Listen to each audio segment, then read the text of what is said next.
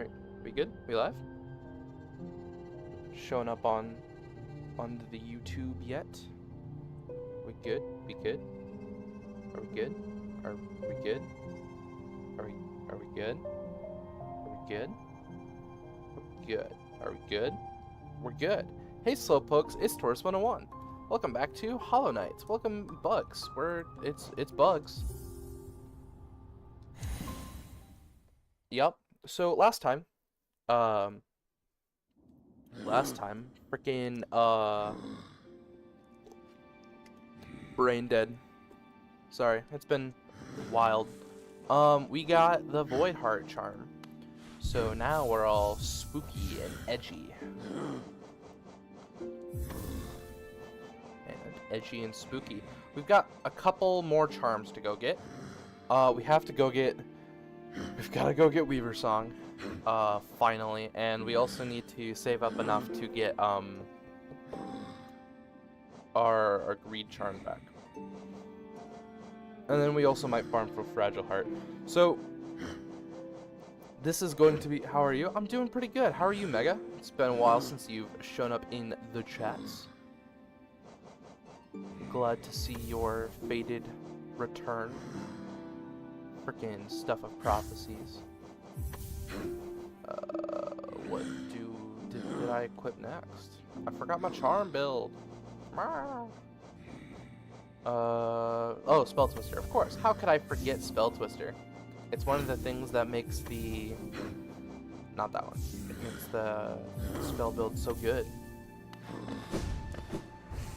Alright, so we have to go to Weaver Song. I've got to look up where it is, cause I don't really know.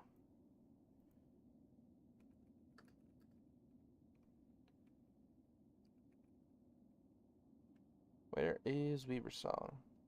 Yeah, but where is it located in the map? Okay, it's there.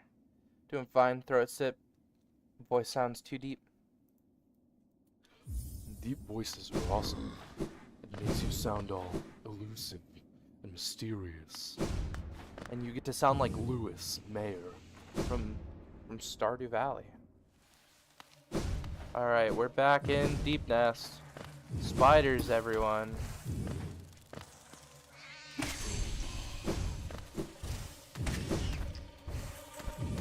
Could have gone the short way. There is a shortcut that we unlocked specifically for this room, but whatever. So we are now in here. Yes.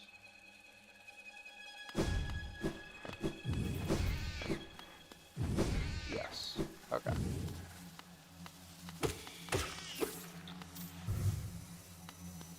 Don't frickin' at me.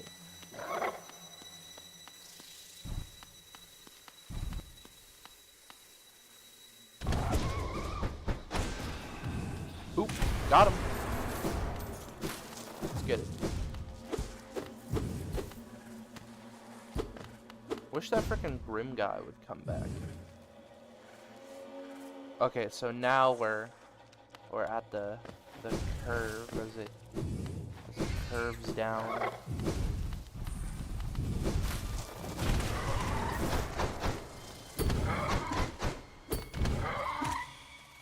Cool.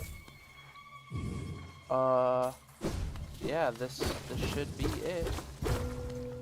And it was it.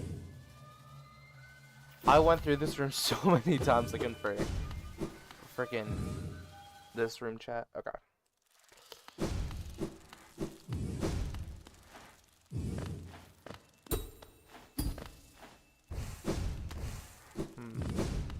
So we're gonna have to go around.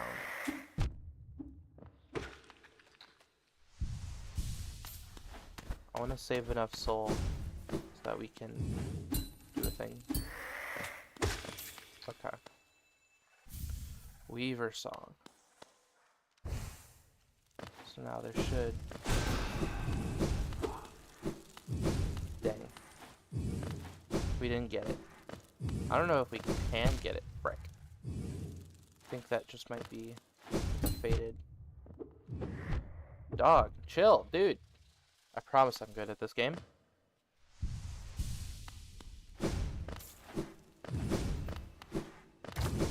Egg. Oh. Nice. Bonk. Nothing there. Watch Inside Out 2. It's only a new Disney movie that is an absolute OST. Nice. Cool, cool.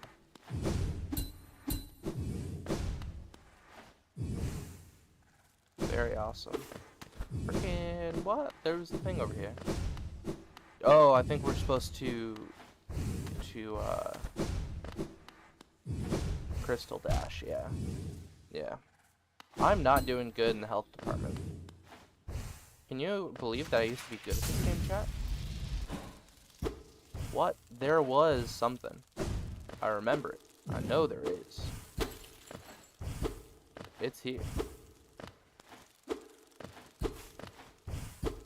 What?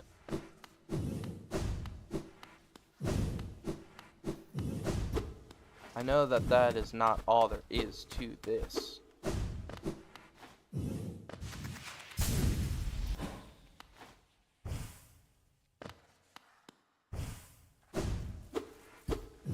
What? Hold on.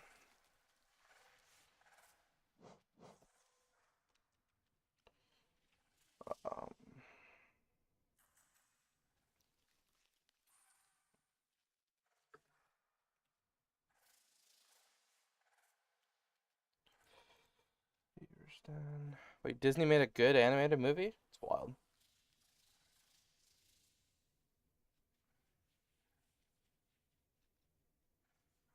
Cousin share access to this account. 99.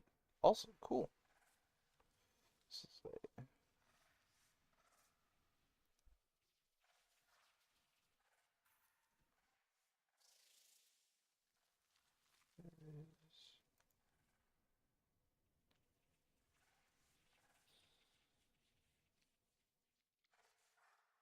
Freaking what? So there's a secret room in this area.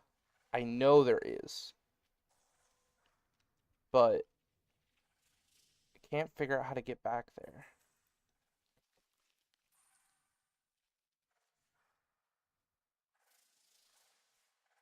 Yeah, see, I know it's gotta be here.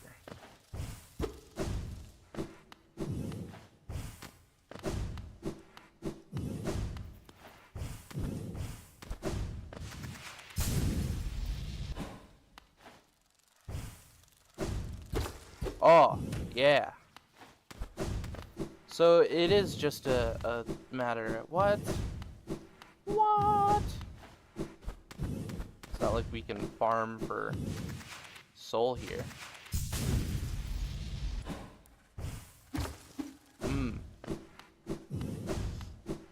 So this is what we got going on.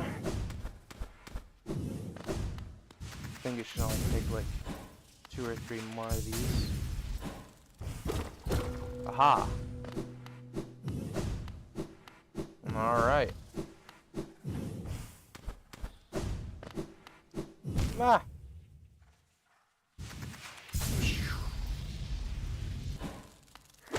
Soul! What? Alright, chat.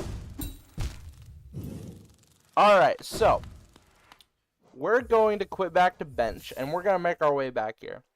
Because there is something in that room. I can feel it. I don't know what it is. But I know it's there. Frickin'. Hold on. Let me just close this. Oh, frick. I'm back at the hidden station. Of course. What a wonderful start this is getting off to. We've wasted a whole 10 minutes on this. We've been on for 10 minutes already? Jeez. Time really flies. I'm gonna take off my hat. Because it's warm in my room.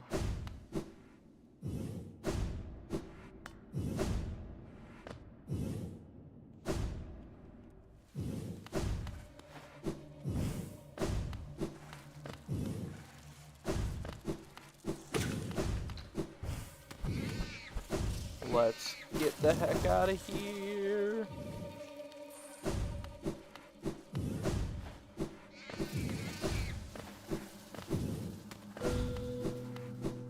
Oh, secret. Secret. I found a secret. Nice. Big fan of that find.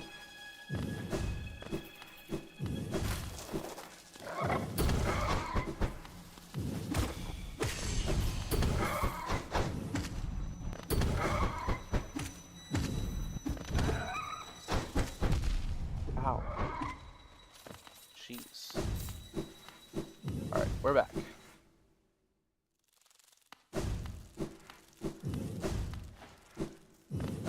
I wonder if we go back up here, if there will be another, like,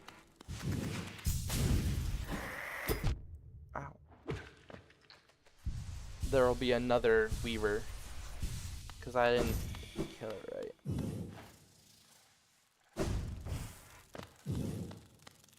Nope. Sag. Alright, well.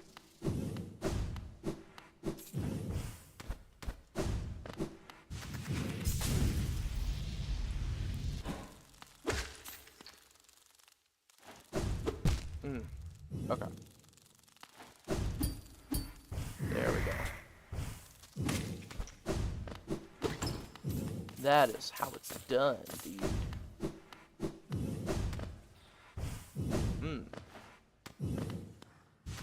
Is that it? Is it just...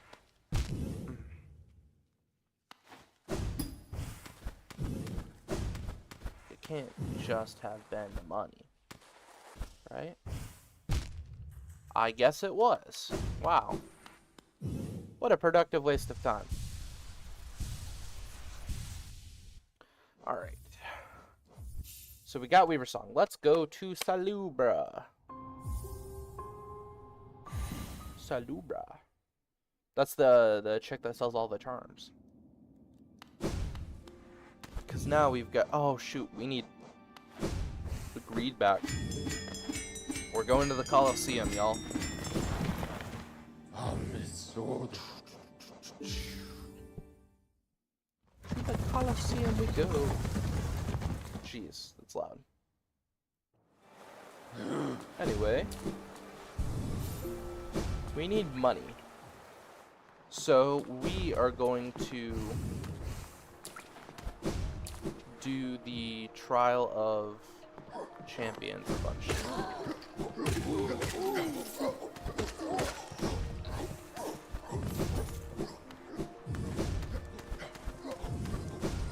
I love the city of tears.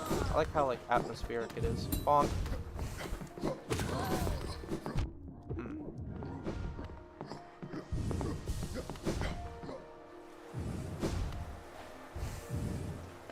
Oh shoot, is this the wrong one? No, it's not.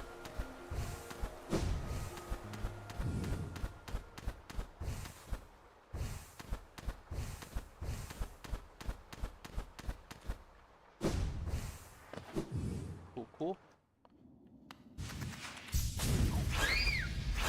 Choo.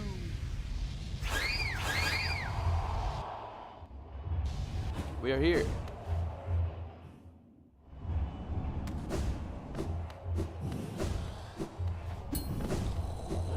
Notice how Tiso Norzode is here. Because Zode's back in Dirtmouth and Tiso is dead. Hello, friend. Haha.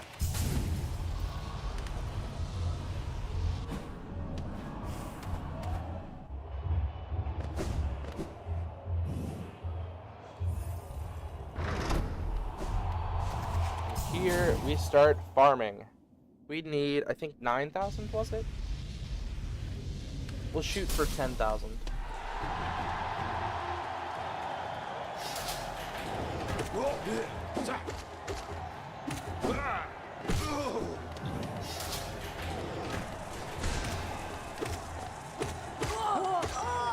Got him.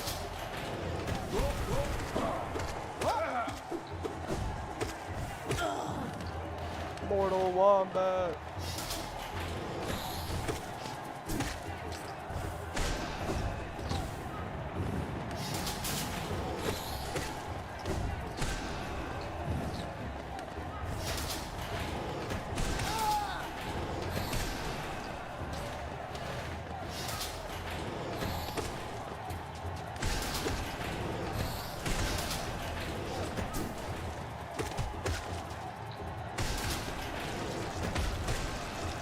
Ow. That was on me. That's my bad. Okay. Bonk, bonk. So we're kind of moving soon. I know it's kind of hard to focus on this big news while we're doing this, but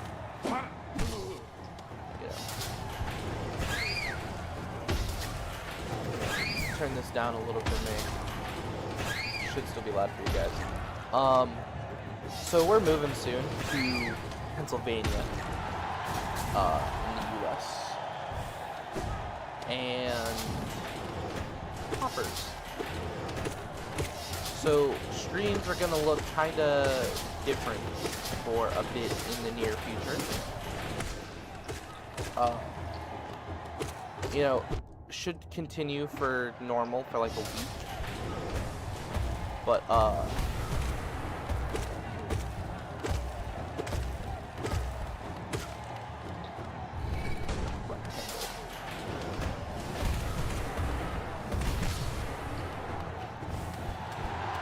don't, like, be surprised if there's a community post update of, like, streams are gonna be on hiatus for a bit. Or whatever.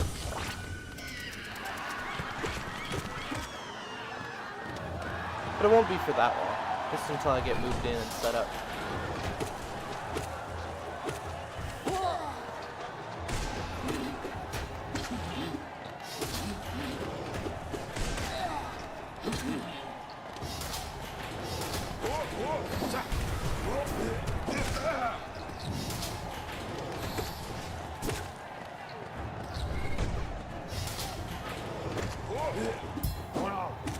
Oh, good. Parried. Got him.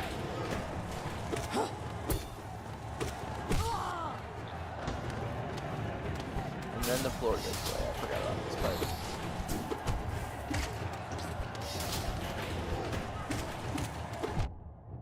part. I can't read chat real good. Just gonna be on a highest result. What do you mean the police are coming? Bold of you to assume the police can hold me.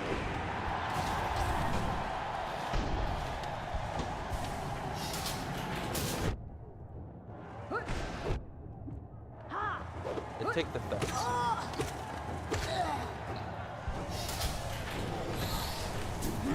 Right. Yeah, I kind of asked for that. Punished for healing too long. Ooh, juked him. To the police, I meant the ATF. Please, I have neither A nor T nor F. I'm a loser.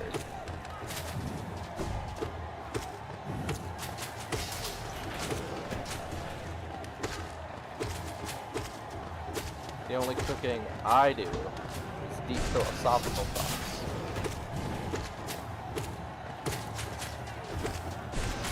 But it's infinitely better than the kind of cooking you guys do.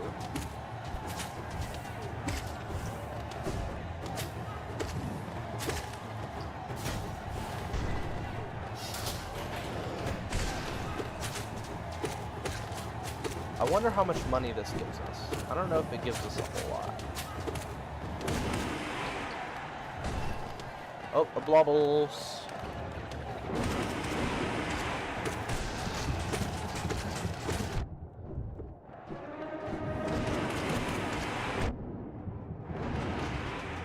There we go. And the bobbles are dead. Cheer for me. Yes, thank you, thank you, thank you, thank you, thank you, thank you, thank you.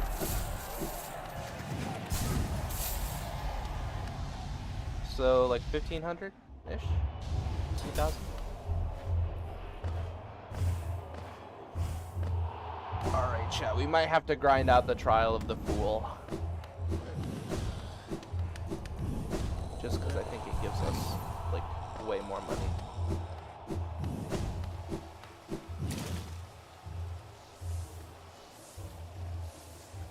And I forget the exact charm build out we had for that, but I remember that we had,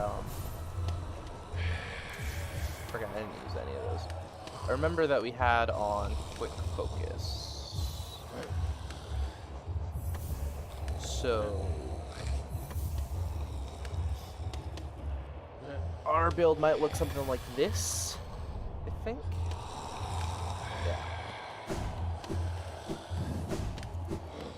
Alright. Didn't we beat Trial of the Fool on like our second try though?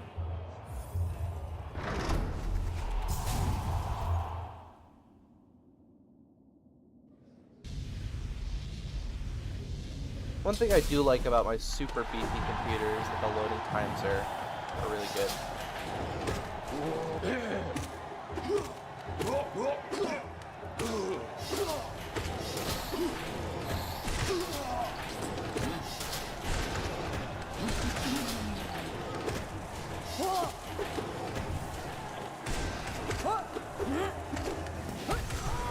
Got him. That was cool.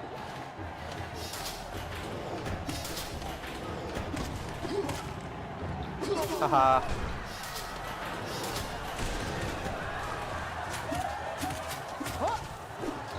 Heck.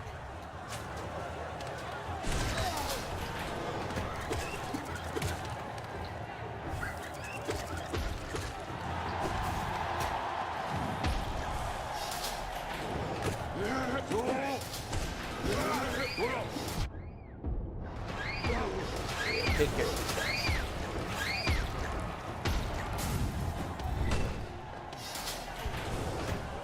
Frogs.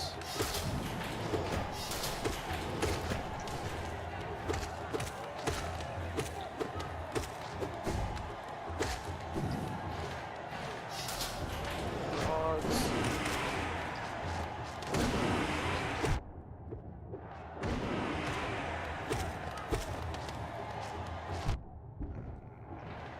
Okay. We're good. No, we're not. No, we're not. We're never good. We're never good, chat. No one is safe from frogs. Jeez. Alright. Just gotta handle these guys.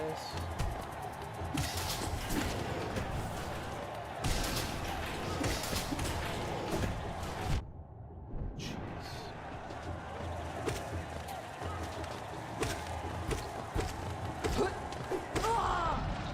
Worms.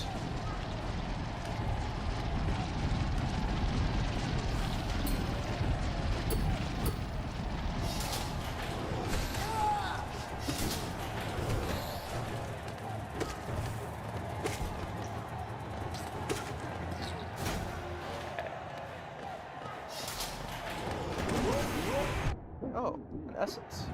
That was all natural too. We didn't even have green over on.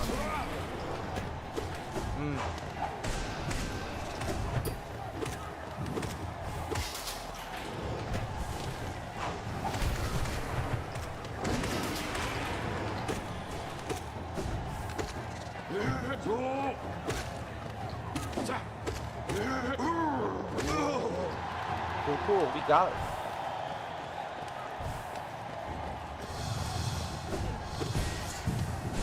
Right. Jeez. Get down here. You blind idiots. Soul Knight? Nope, these guys.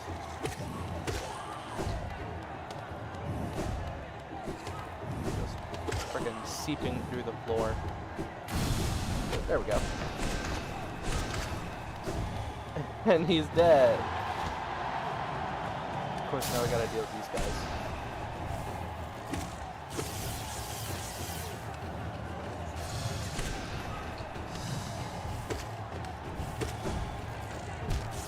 I could have saved myself.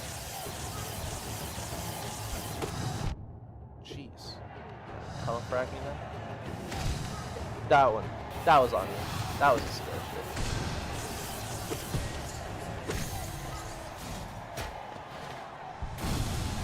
Damn it.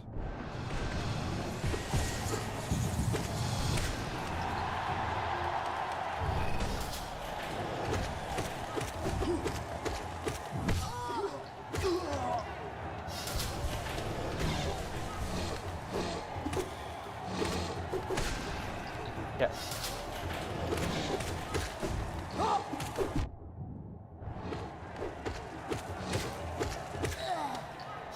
Shooting mullet.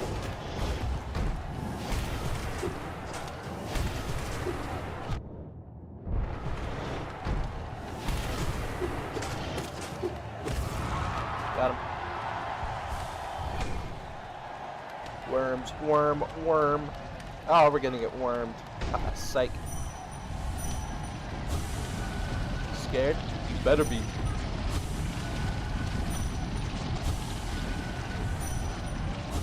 Got him. Ooh, look at all this soul that we just freely harvested from Worm Town. And the floor is gone.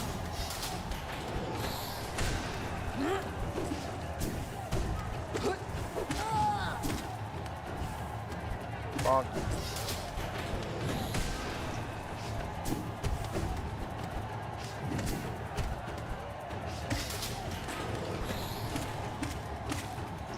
I gotta remember that I don't have to jump immediately.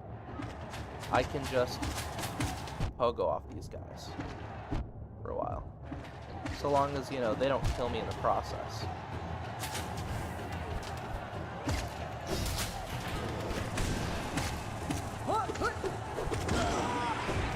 Got him.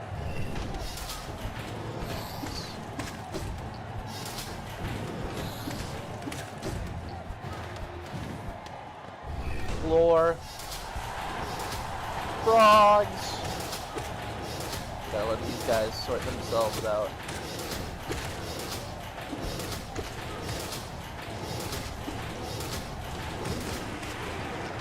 Haha.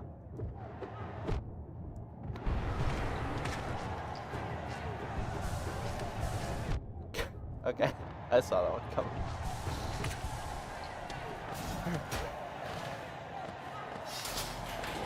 Home stretch.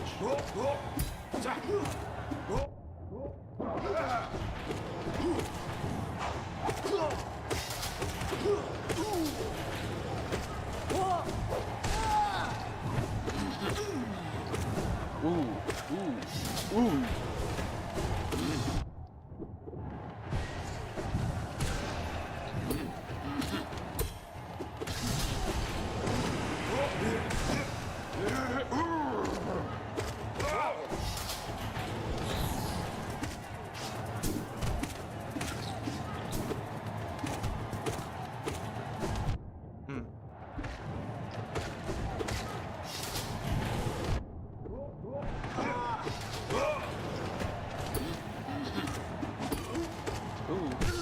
Sniped him.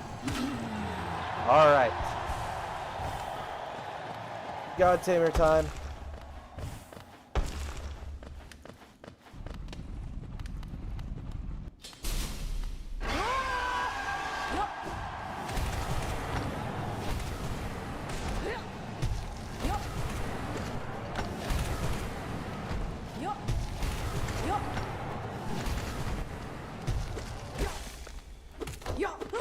And dead. Cool. Easy. That wasn't too hard. Alright. I want to try to collect as little geo as possible from this. Okay. So whatever I get, add 400 to that.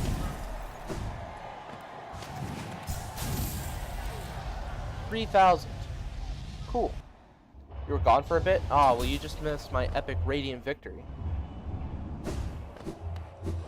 Oh, Tortiss rejecting money? That's crazy. No. See, it's to better count it easier. I am a person of efficiency.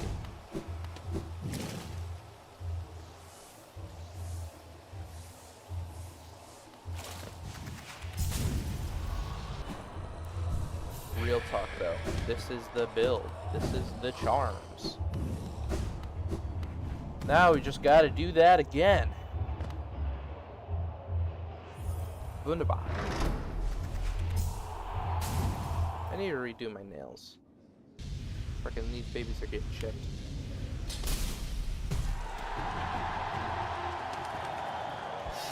Alright, let's get this over with.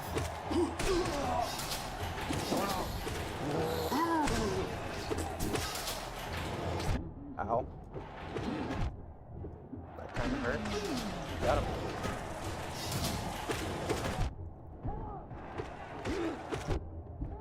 Okay, okay, okay. Chili beans, you got this.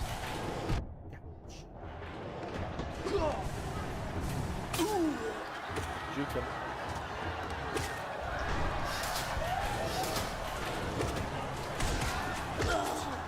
Love this. Love this amazing start that we got. All this damage I'm taking, all of this wonderful easy damage. Golly, jeez! Wow, and also the camera's unlocked again. That doesn't usually happen in these. Usually the camera stays.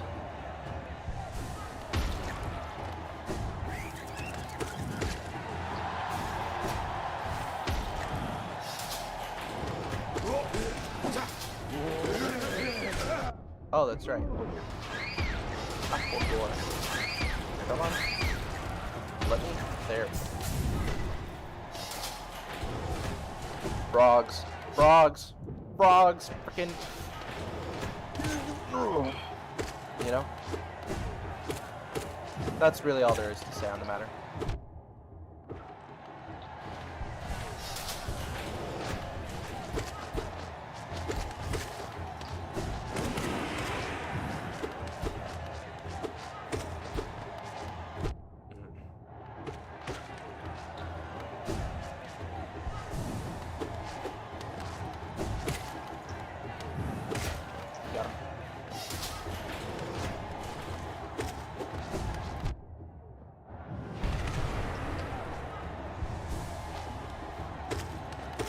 One hour later, Tortiss, where's the fighters? Coliseum, you killed them all. We are out of fighters. What do you mean the fighter machine is broken? The fighter machine is always broken.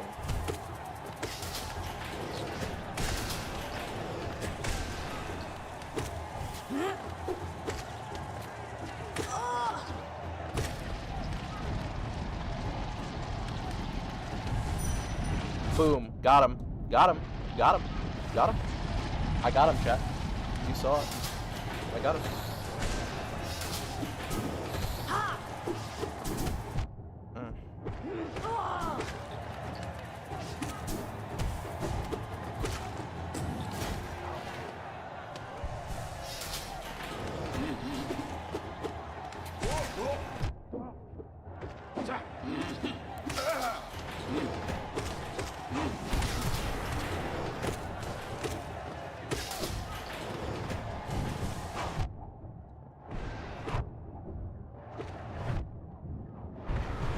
Freaking gosh.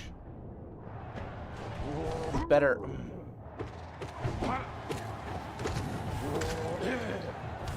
Getting reckless.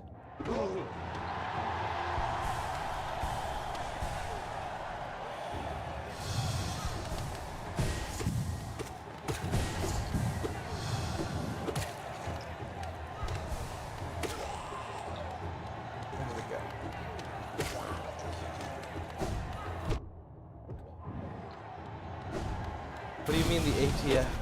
They're people. You can't make them at the factory. Forget. What are you, some boomer? Service workers are workers too. They're people now. Are you kidding me? Wasted a whole spell on you. Haha, dodged him. There we go. That's how it's done.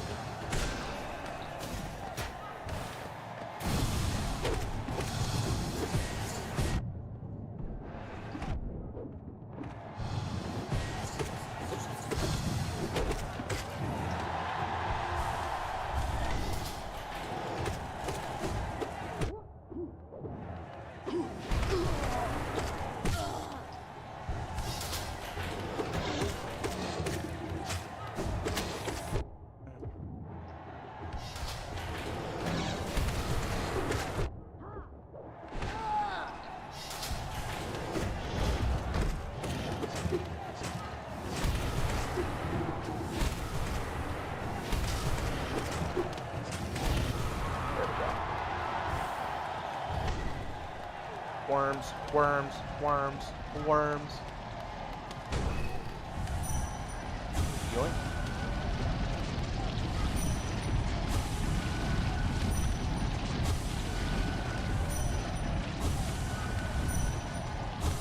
Got him. Funny how I dream nailed his butt and it's like, eat when? Like, dog, I'm at work.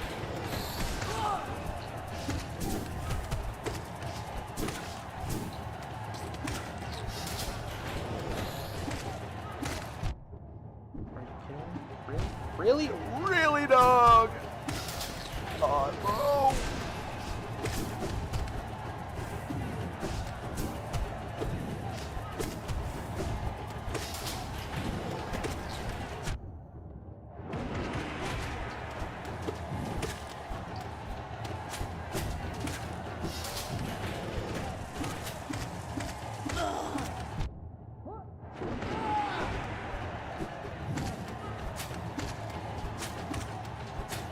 Wow, that guy took no damage the whole time.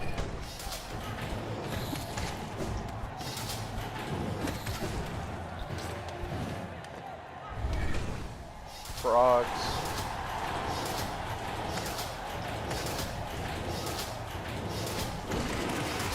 Ah, that was satisfying. Oh! Got him! Watch the fireworks, chat. Some of that is my own flesh, too.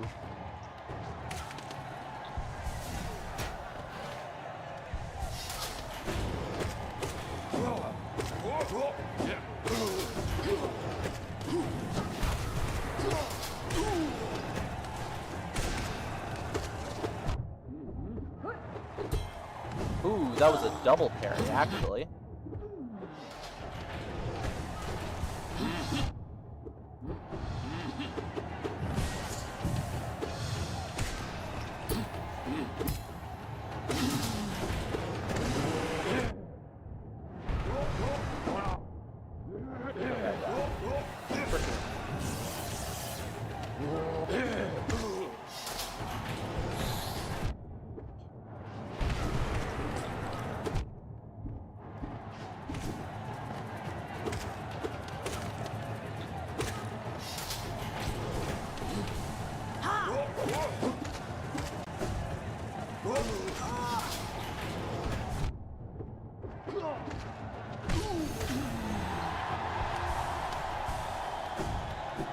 Now I've got to fight the God Tamer with no soul. Oh, this is gonna suck. Here, come get me. I'm over here. I'm over here. I'm over here.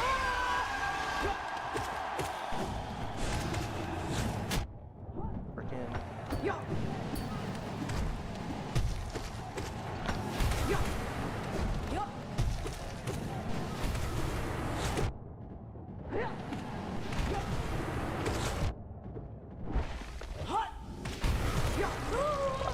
You actually have like almost no health, dude. That's wild. I'm so good at this game, I swear. Probably over 5 minutes worth of footage. Over 5 minutes. Well, that number technically isn't wrong. That's like saying the universe has been awake, like the universe has existed for at least 10 years.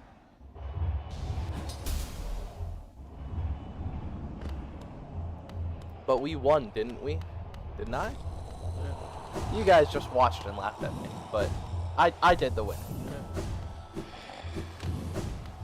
I mean, you're still gonna strong arm me into giving you partial credit anyway, but that's the story I'm sticking to. Alright. So I believe that the frickin' thing was only... Oh, we don't watch and laugh at you sometimes, we call you... Damn it. Yeah, sometimes you do that too. Look at all the good it's done. Gosh.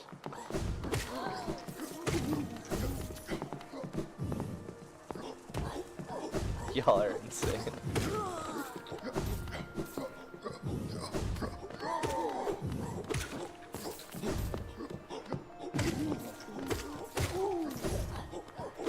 Alright, I'm not gonna sit at a bench just in case we need to warp back to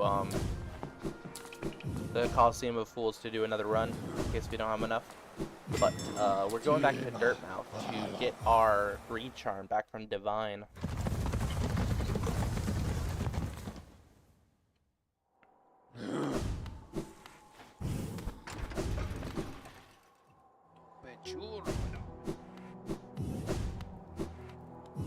Not this. Let's go over here. Alright. Headphone warning. Sorry, guys.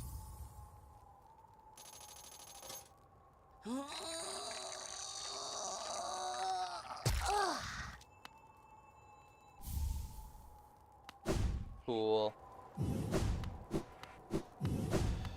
So, now we are going to go to...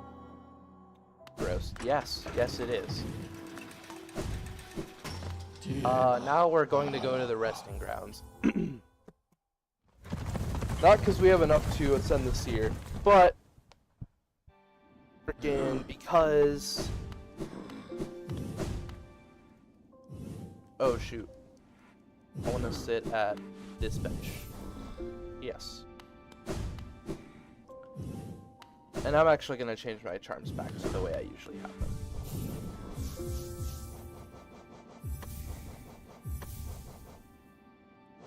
Oh, I forgot to show you what Weaver Song does. It spawns these guys.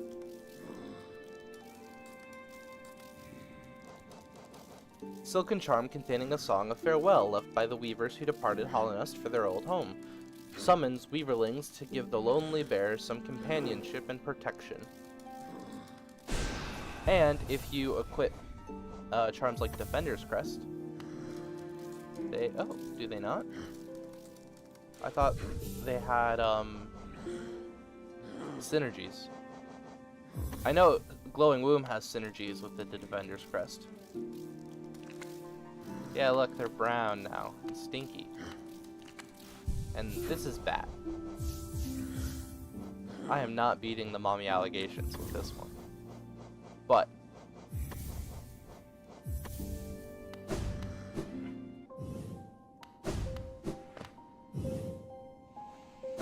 oop, not yeah, there we go. We gotta go across the blue lake to get to Salubra, because it's the fastest, because the other way is blocked. We would just take the Dirtmouth stag. Or not the Dirtmouth, the Forgotten Crossroads stag. But that doorway down is blocked, so we'd have to go all the way around anyway, and that's just a big hassle. And we could technically take the tram that's there, but nah. Oh, Quirrell. Again we meet, my short friend. Here at last, I feel at peace. Twice I've seen this world, and though my service may have stripped the first experience from me, I'm thankful I could witness its beauty again. Hollownest is a vast and wondrous thing, but with as many wonders as it holds, I've seen none quite so intriguing as you. Ha! My flattery returns only silent stoicism. I like that. I like that very much. Incredible. Chat, we got achievement witness. Spend a final moment with Quirrell. To live in age, yet remember so little. Perhaps I should be thankful? All tragedy erased. I see only wonders. Do the bugs have religion? Yes. The bugs have all sorts of religion. Some worship the Radiance, some worship the Pale King. Others, like the God Seekers, worship anyone who's like strong enough. Religion all up in this place.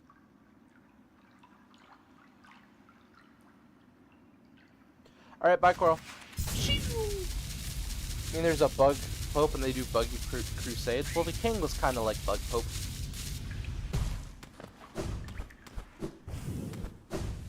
Kind of the center of religious doctrine and whatnot. So we're here at Salubra.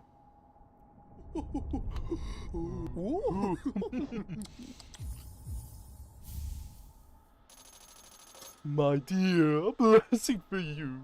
With your accepted patronage and those startlingly good looks, you've more than earned it. There we go, Chad. A big sloppy kiss from Salubra. We've received Salubra's blessing, a boon bestowed by charm lover Salubra. Those blessed are followed by beauty and love. Yes. I hope my blessing brings you everything you desire. Don't be a stranger, sweetums. We got an achievement, blessed. Acquire all charms and receive Salubra's blessing. Goodness, goodness. You've gone and brought all of my lovely charms. What a stunning, colorful collection you've amassed. You're even more the attractive bug, clad in all those wonderful sparkling things.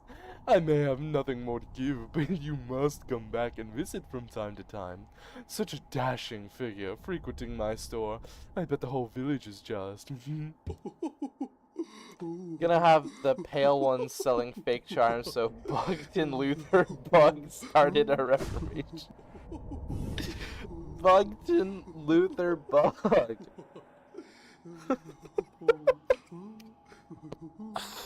You see, chat, it's funny because everything is bugs. It's all bugs. Alright. Let's show you what this blessing does.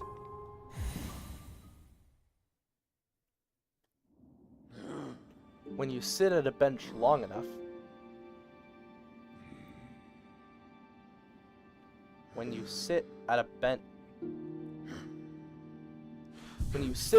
long enough, Salubra shows up, and she gives you soul. That, of course, is not Salubra's actual size. We saw her just moments ago in the shop.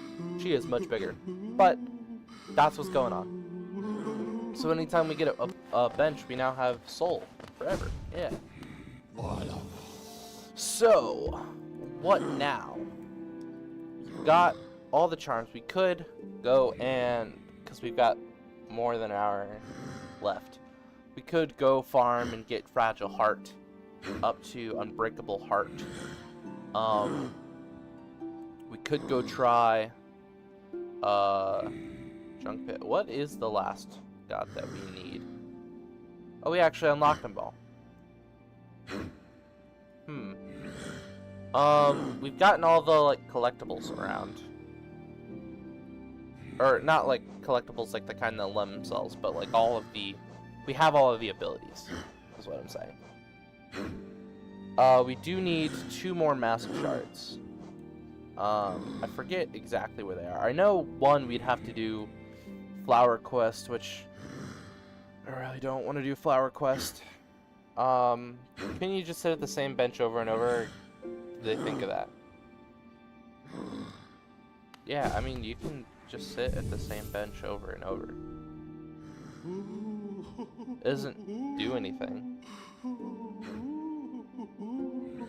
This is just a permanent thing that we get at benches now. We still can fight Grey Prince Zote.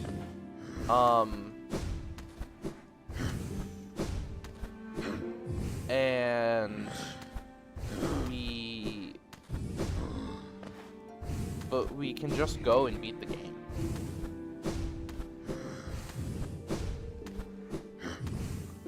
I mean, there'll be stuff for us to do after that, sure, but I mean, I have been playing this on streams for like 2 weeks now. Let's go and beat the game. Question, but is that Homer Bug? What? Homer Bug? What do you mean, Homer Bug? Homie! Oh, gee, Marge, I don't know.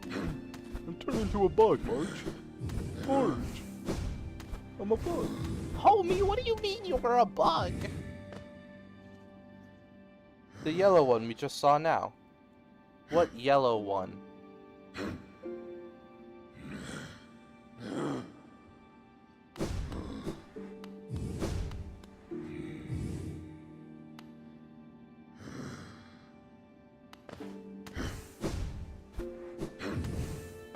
The bench one. Oh! Salubra?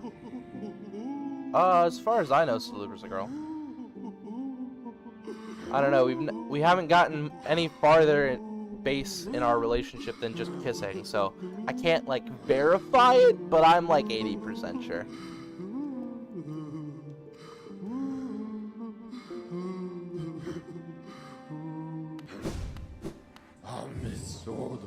Why?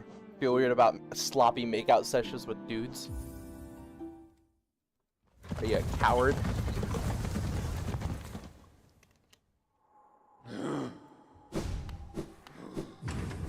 Also, Salubra's not yellow. She's sort of like a pinkish color.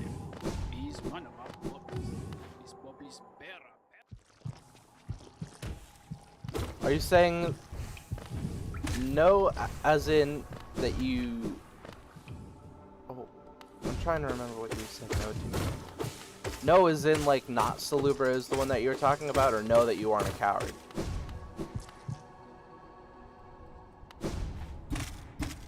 Oh, here's Hornet. Hakana Sagamos. Hakana Sagamos. I'm impressed, little ghost.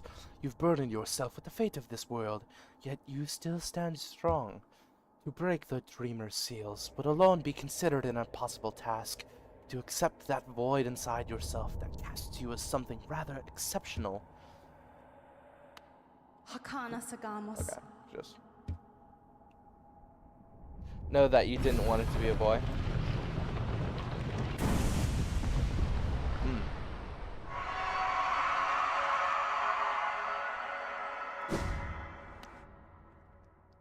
You were hoping the opposite?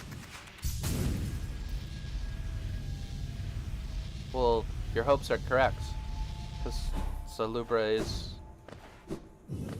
woman. Bug lady. This conversation is getting off the rails. Vessel, though bound, you shall know the state of the world. Hollownest will be whole again. Completion percentage, viewable in inventory. Now we got world sense. That's it, chat. 104% completion. Are you proud of me? We did it. 104. You ready to go fight the, gotta think about it. Alright. Let's go fight the Hollow Knight.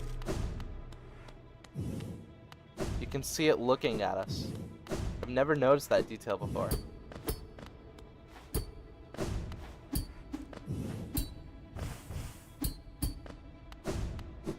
Alright, well.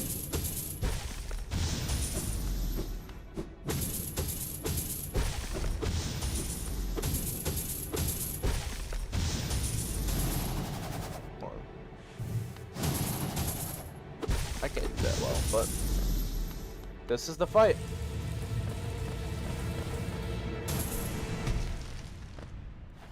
The Hollow Knight. Roll credits.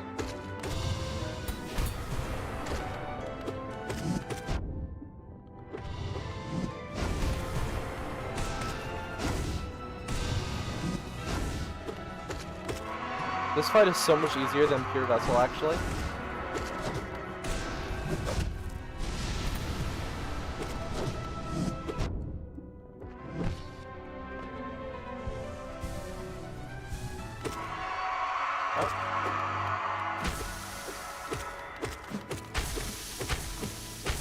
No more triumphant themes.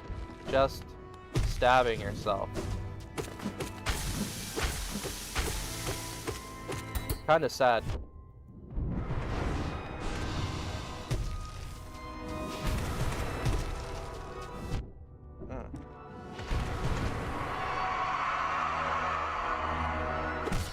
Well. Get good, chat! We gotta get good. We're gonna fight it. We're gonna fight the Radiance. Screw this. I'm gonna fight the sun! Chat when Tortiss banned.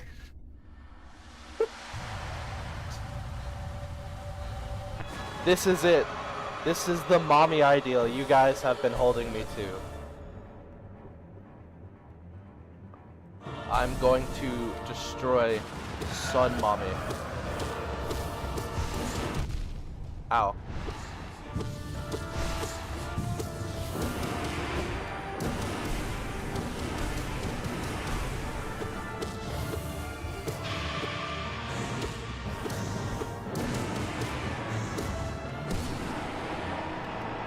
Surprisingly, this is very easy. Here we go, chat.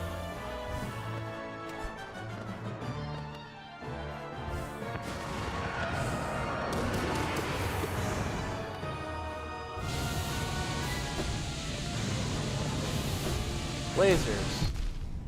And double damage.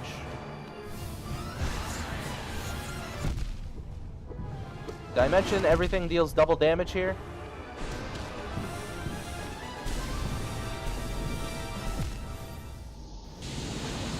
Oh no, Freda more.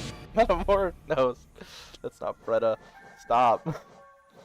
Alright, we didn't use any of those. So, what else are we gonna do?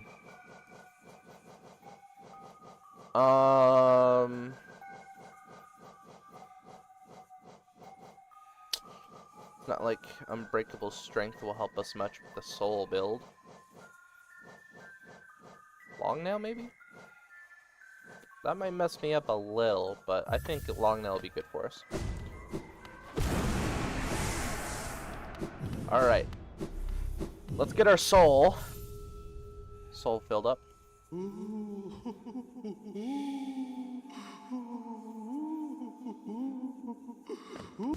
Alright. Let's get it. The Hollow Knight.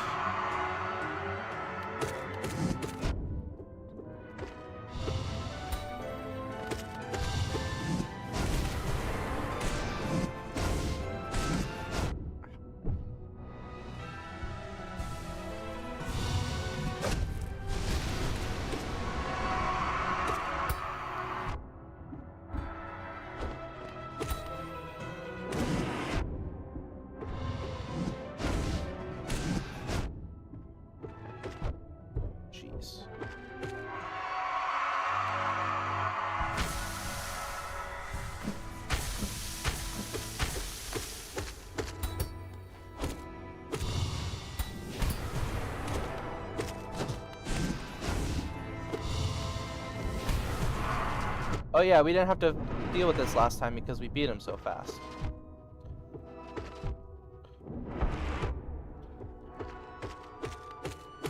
That attack frickin' sucks.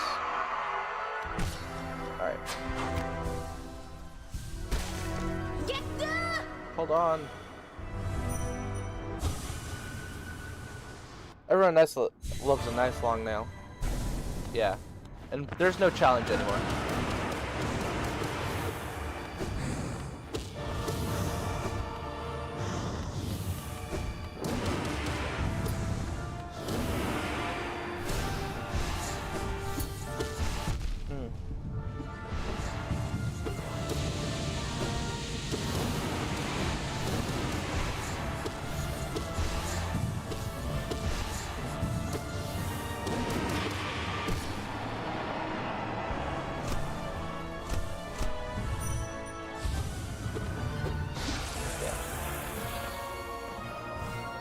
Alright, we're back.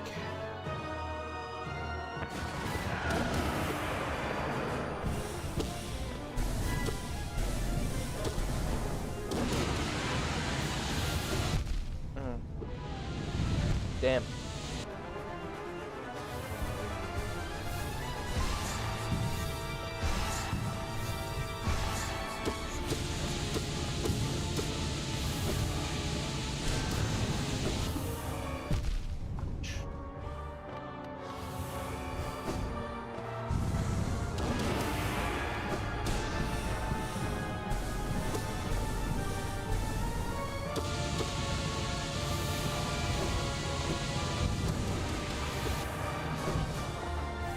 Oh, this is it, chat. We just need to not die.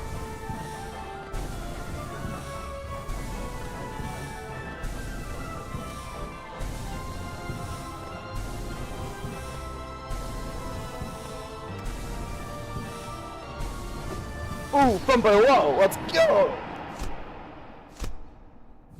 Son kills tumor-ridden father. Here we go.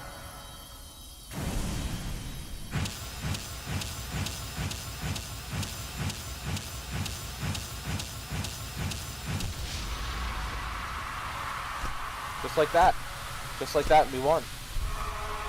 This is it, chat. We beat the game.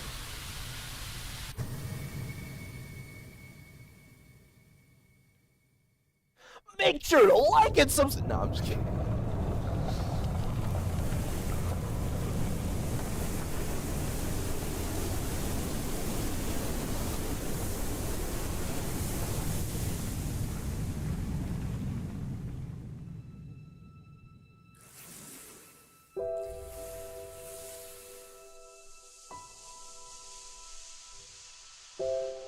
Tortiss' YouTuber voice.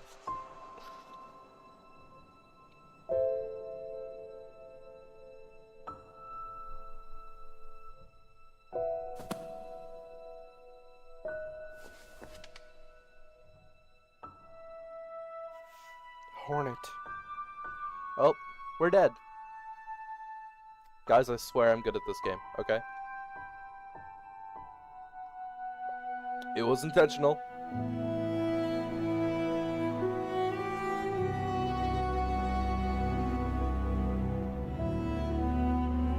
Look, it's all the peeps that were there during the climb and the void stuff.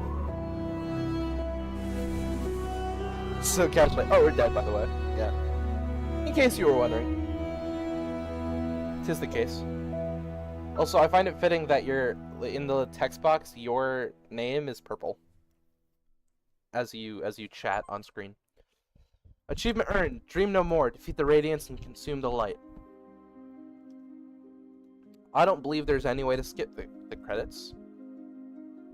But, you know, like, why would we want to? Good job, guys. R.A. Gibson, William Pellin. Very good game. Very awesome good game.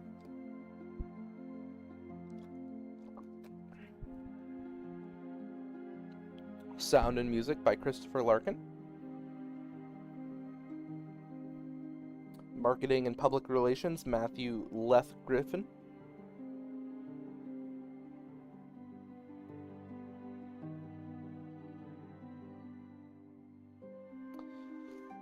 System tools and programming, David Kazi.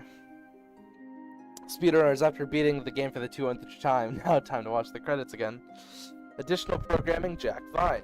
Additional coding tools, David Lancaster and Michael Jenkins. Additional environment dressing, Tyler Bartley, Nathan Elmer.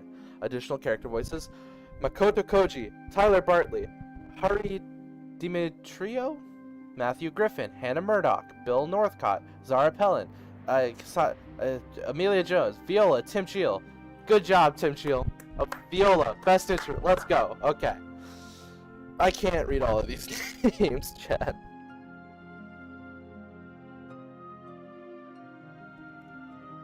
Good job, everyone. Amazing game.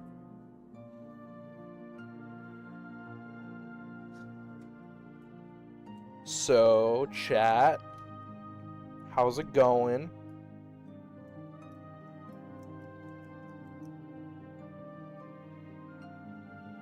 How's the life?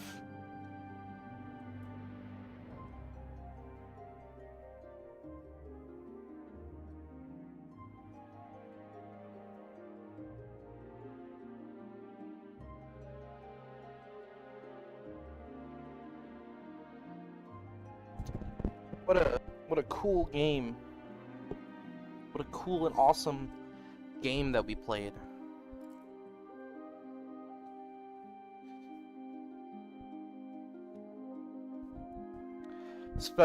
Extra special thanks to 2,158 backers and Kickstarter.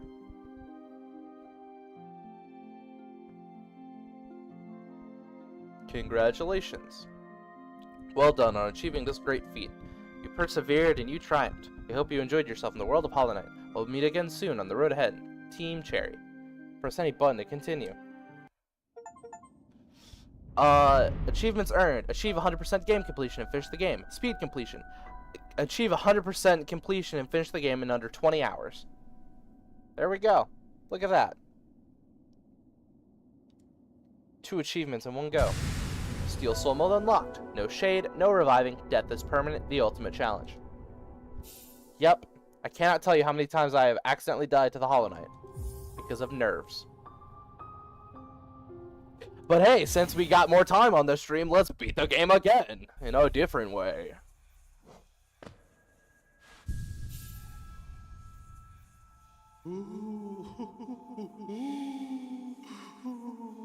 Because you can just like keep playing.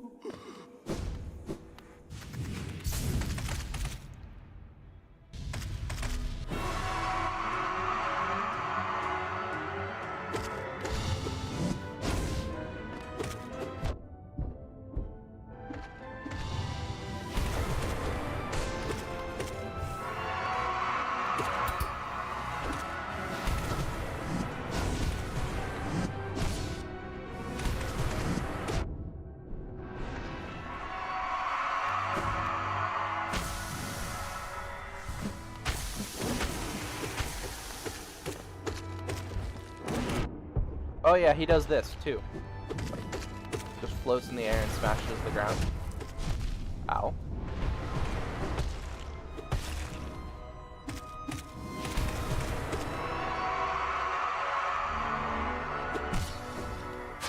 So normally we would dream nail, right? But we can actually just not. And there's another phase to this fight.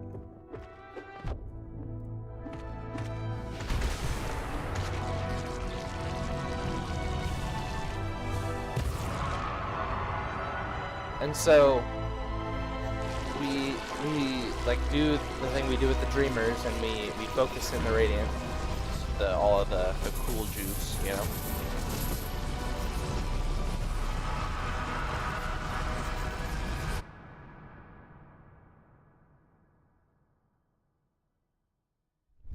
And we get a different ending.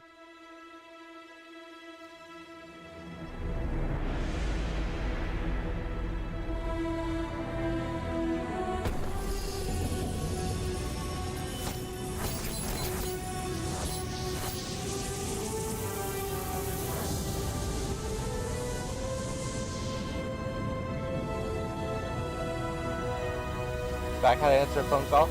Oh, we beat the game again. Different ending. When you go to do the Radiance, you can just keep hitting him, and then he'll, like, kick Hornet off. Now Hornet's a dreamer. Sealed siblings. Defeat the Hollow Knight with Hornet by your side. But Hornet's in the chamber with you, so no one can come and wake her up to undo the seals to absorb the Radiance again, in case it breaks. This is what's considered one of the worst endings, if not the worst ending. But there's no, like Team Cherry has explicitly stated, there's no one true ending. All of them are sort of like equally canon, in a way. In the 4 minutes I was gone, you got another ending. Yes. Because the fight itself takes less time than the credits.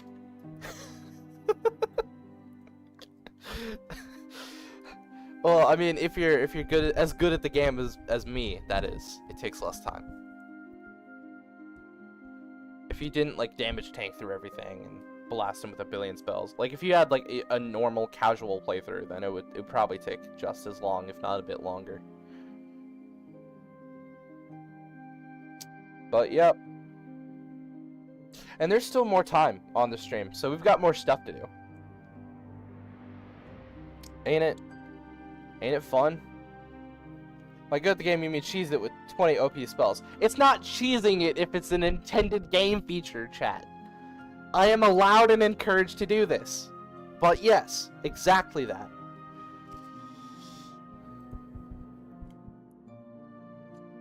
I think the credits are going faster. Am I crazy, or?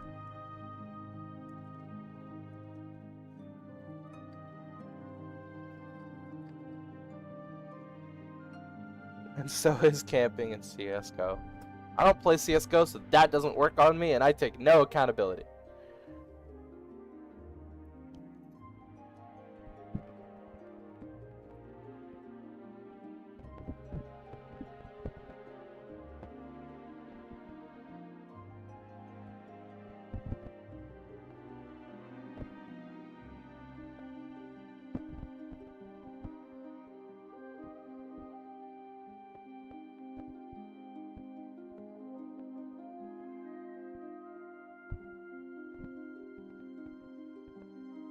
Oh, cool. So, sorry, I was just checking my phone for a minute. So there's this Minecraft YouTuber, Jet Starfish. Definitely go check him out. Who's put out this mod, Jet's Better Exploration. He did a whole video on it. Very awesome. Again, go check that out after the stream, of course. So I subscribed to his Patreon to get access to the mod because it's a very good mod and it's on his Patreon. And he is working on a free version, of course, in the future, but it costs money to produce the mod. So anyway, and in the July letter, it said that the mod was updated and that 1.20.1 and 1.21 ports of Jet's Better Exploration are currently in the works, which is really, really cool because I'm developing this Minecraft map, which I've put out very little information on the channel, I know, called Splunk Block 3. You guys don't have access and never will get access to Splunk Block 1 and 2 on account of the fact that those are on the PS4 and exist for me to host the world and are on Bedrock Edition. But on Java Edition, I'm doing it, but it's being developed on 1.20.1. But the mod itself is for 1.20.4, which I can't use on my map because all of the command blocks that I used on my map are 1.20.1. And 1.20.2 actually introduces a different command syntax for all of the cool ones, so I can do it. But he's just put out that it's being ported to 1.20.1, which is really cool. And yep, happy. Okay, let's get back to Hollow Knight. Game completion, 104%. It's the same. Cool. Awesome. So there's one more ending we can get in that sort of area there, but we can't actually get it on this save file because Hornet showed up. Now, if you were to just do all of that, beat the Hollow Knight, absorb the Radiance without Hornet, that would give you one ending. Which is a different ending from the Sealed Siblings ending, which is a different ending from the Dream No More ending that we just got. So,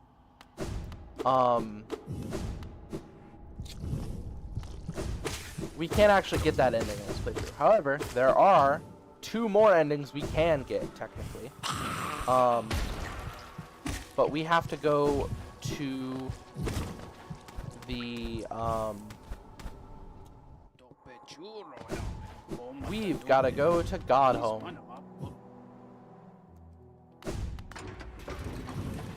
And actually, you know what? Screw it.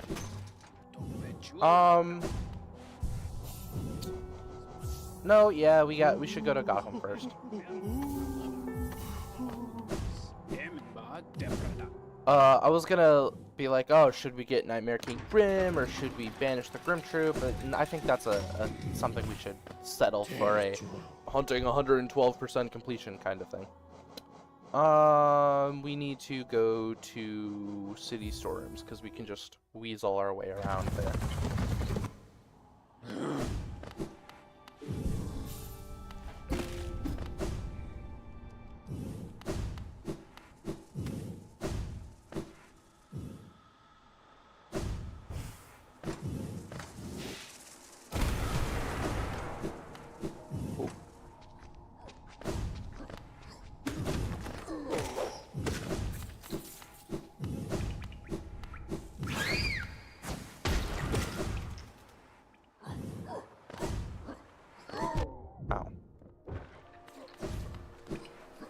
I had to feed 3 cats.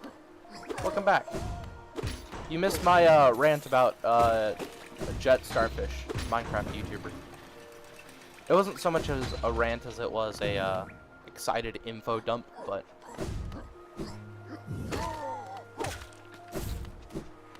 not much. Nothing big. But we're going to do more stuff now, because we've still got time. We got like 45 minutes left.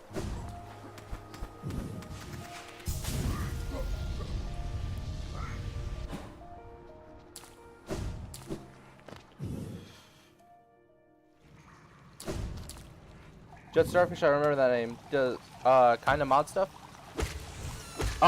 He's only developed one mod recently, but his most recent thing, which you may be referring to, is the Better Exploration mod that he put out. Brain work for me here. Recently. But very high production, very, very cool, awesome stuff. Highly recommend. Yeah, so you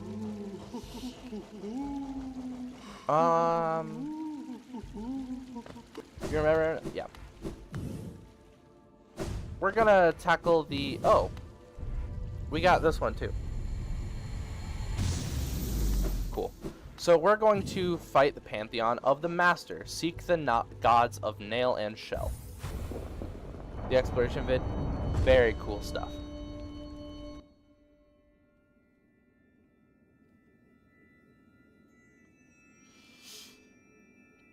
Wretch, thou hast ordained thine own destruction.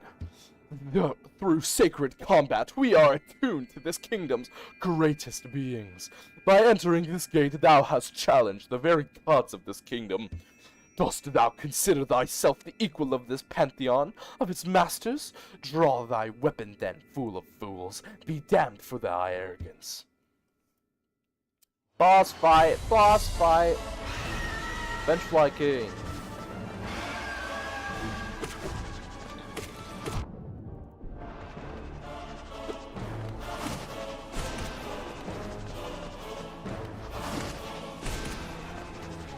Yeah.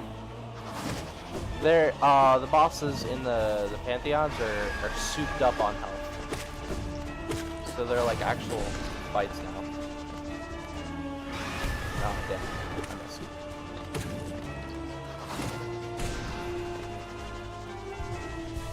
Because remember how 3, Vengeful Spirits was enough to take him out the first time? Yeah. Oh, neat, we're in heaven now. Yeah. Gross mother. Ow.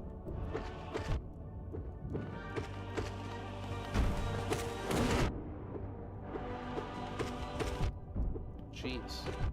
Wow, okay. I'm not being very careful at all.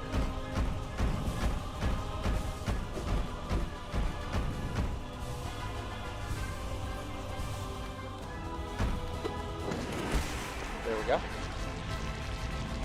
That's little Vex. One sec.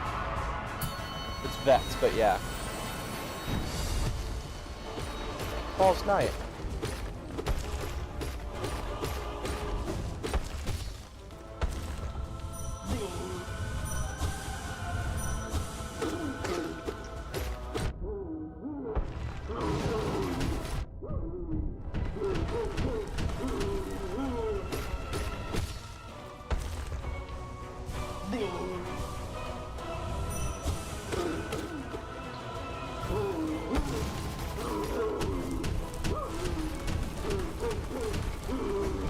Ow.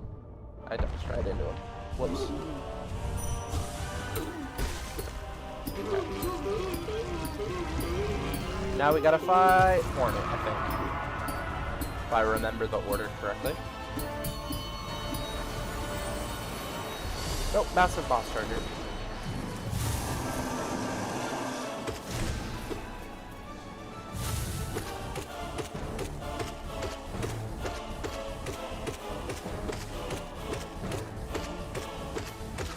And we beat Massive Moss Charger. Hooray!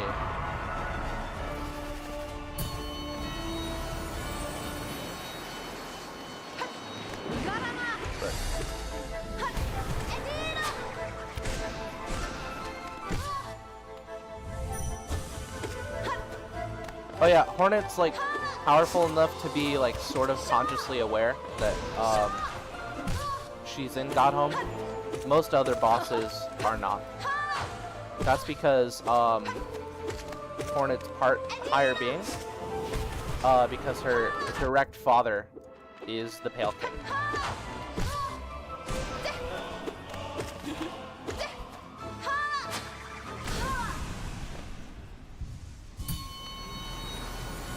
Cool. And now we get Hot Springs and Bench, because we're halfway through the Pantheon. Hi guys. They move their heads and stuff. It's chill. Gorb!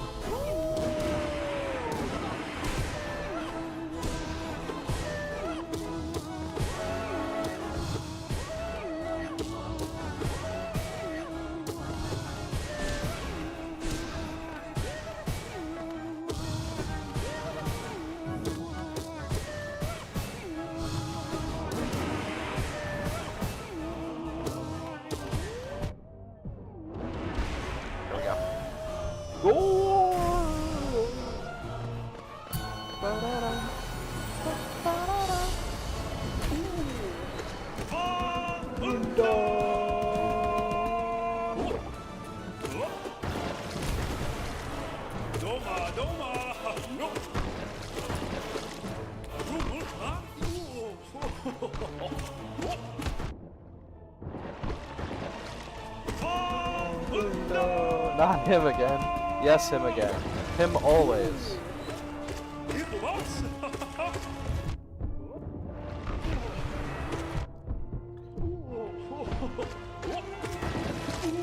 Got him.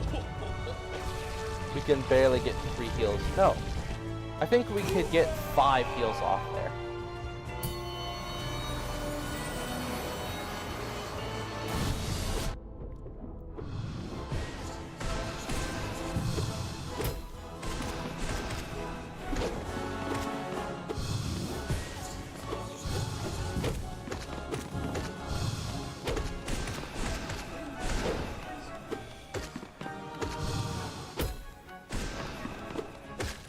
That guy's easy. Thank God, Little Vex is. Oh, dude. Little Vex can get anyone he can get his hands around.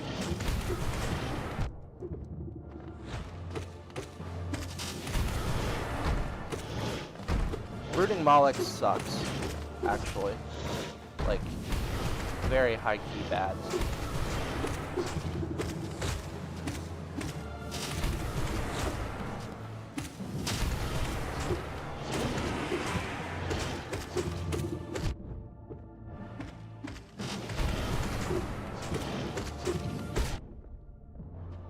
Okay.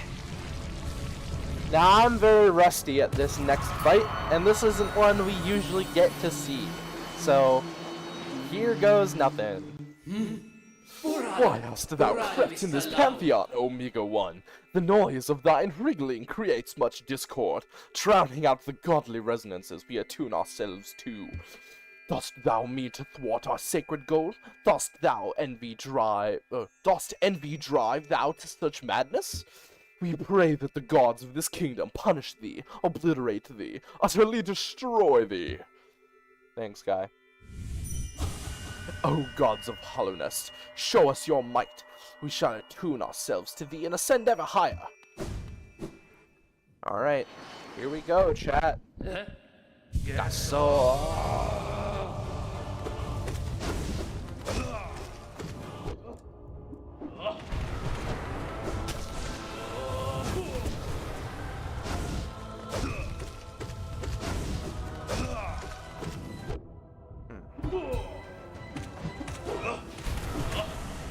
Okay. Now there's 2. Guess so.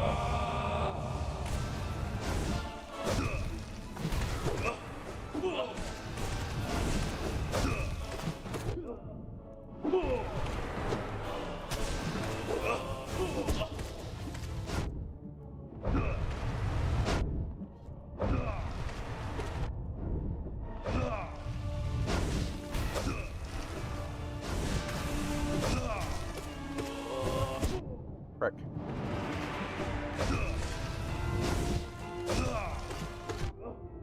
How much health do I have?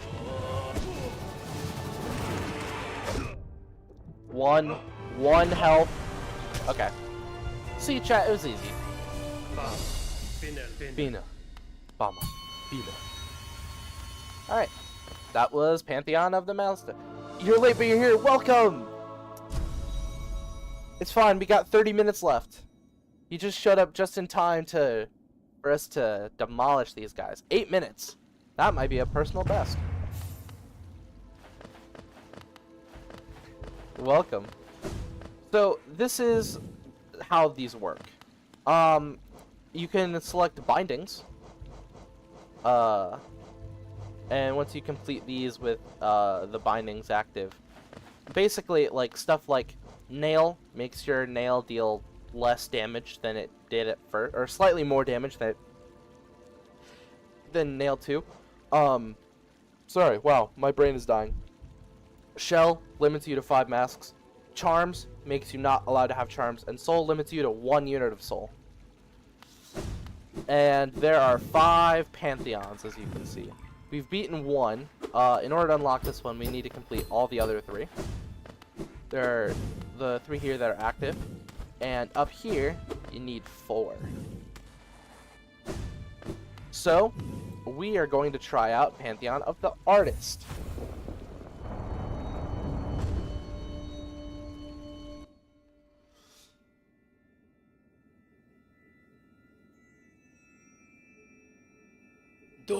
Thou most ungrateful of blemishes! The gods in their great mercy allow thee to escape their first pantheon alive, yet still thee think to test thyself against their might? Doom thyself then, that we may resume our focus and ascend our minds ever higher. Divine better not be here. Divine is not here. This guy. Frick. Frick.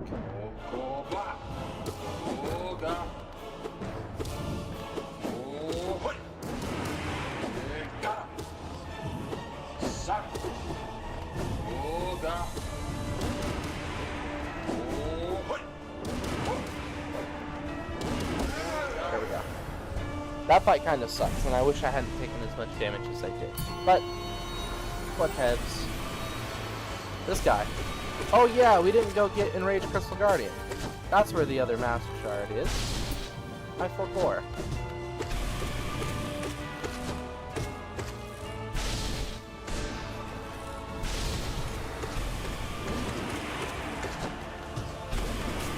There we go.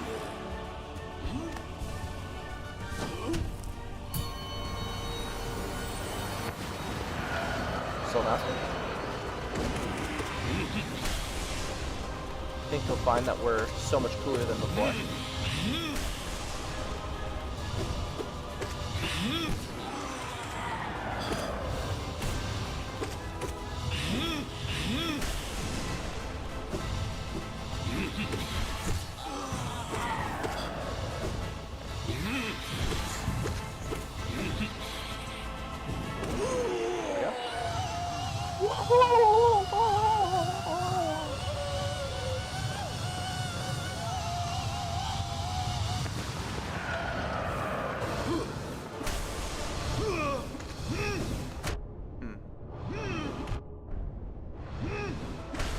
Got him. There we go. Bro's a rooster or something. Diablos! These guys suck in Holodesk.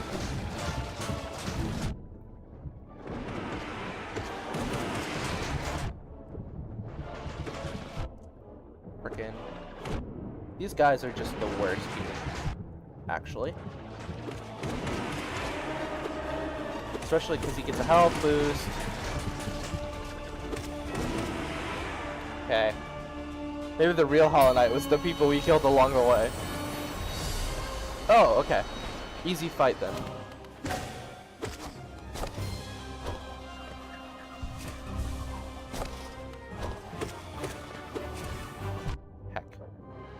Easy fight, I say. Easy fight, I say. Because I'm getting cocky. Come on, stick to a wall. I need healing. No, not that one. That one's the worst. Okay, well. I need healing, dude.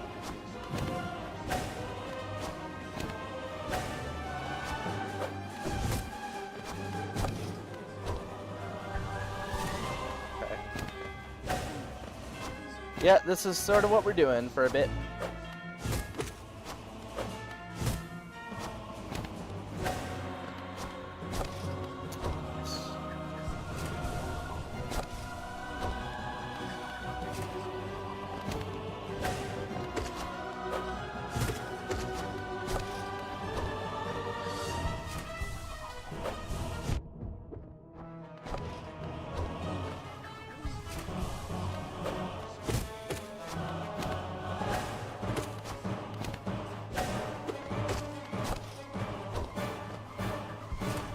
Alright, now I can actually fight.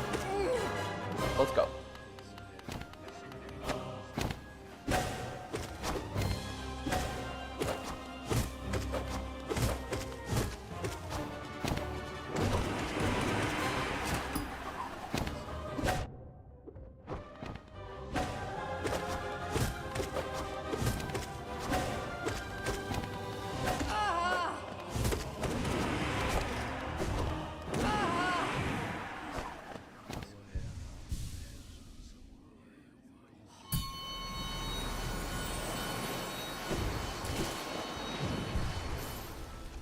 Salubra, help me in these trying times. Need just a little more. Chew! Let's get it.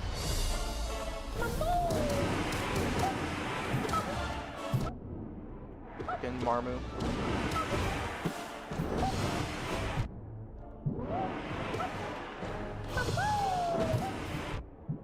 Hate Marmu.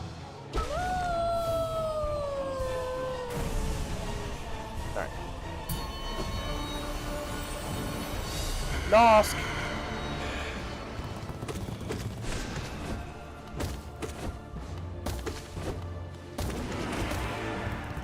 Check this. You can damage him in the ceiling.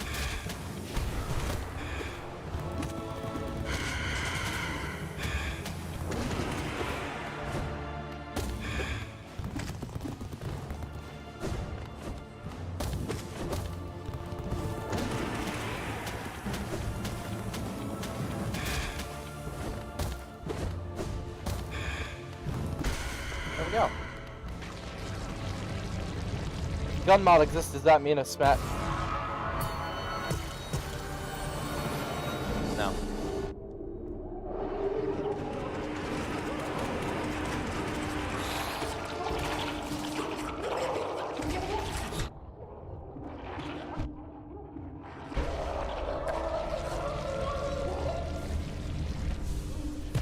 Speaking of Smash mod, guys, come on. Broken vessel.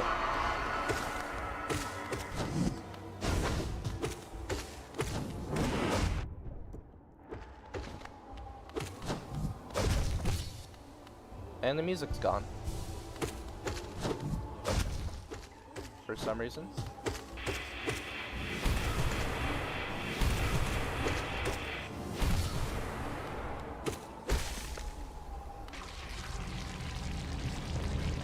I'm trying to type things about the bosses, but you beat things so quickly that my comments seem irrelevant and weird. Hey, it's Turtle 202 again.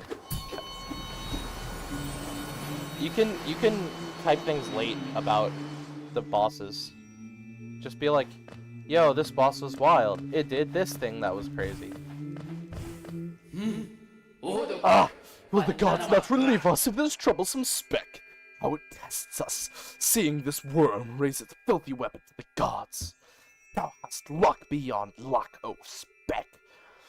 The gods of this pantheon, for a purpose beyond our understanding, allow you amongst them, among us! Truly, the divine punishment they must be planning for you will be beyond all reckoning. Prepare thyself indeed.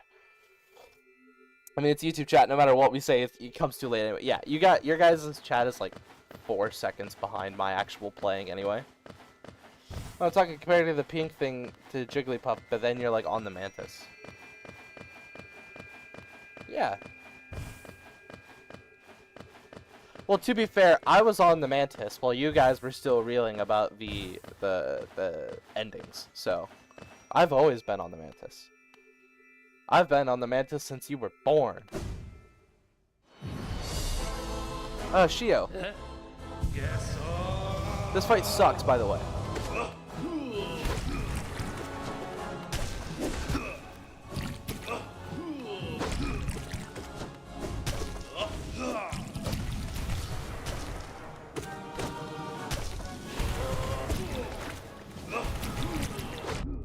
Frick.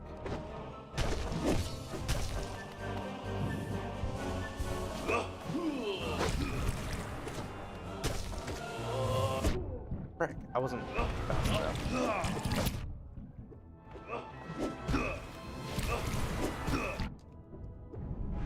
No, that was actually a lot easier than I thought it'd be. I don't get why we have to fight him. I like him. Well, it's more like a healthy sparring, right? Inspiration, the Pantheon of the Painter.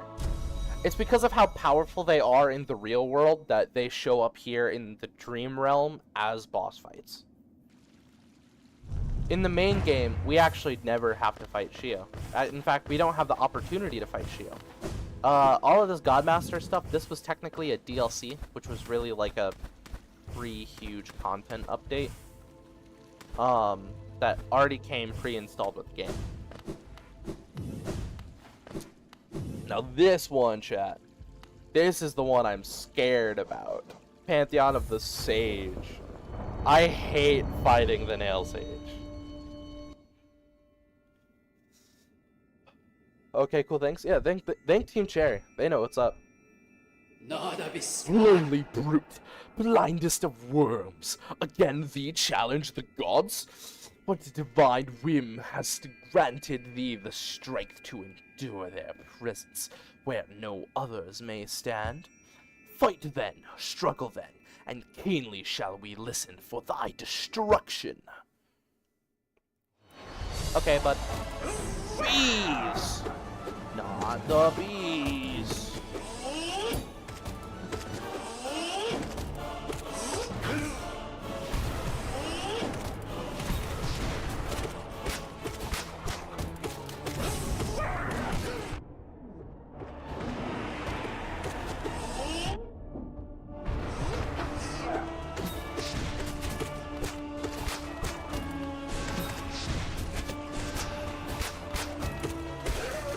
Did it. Yippee, time to make more fur coats. Short work of him we made. Elder who?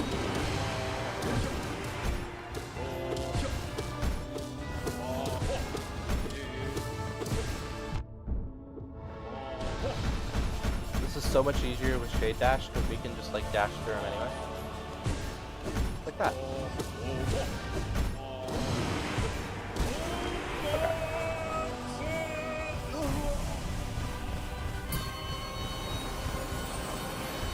Collector, this is the guy who put the grubs in the jars.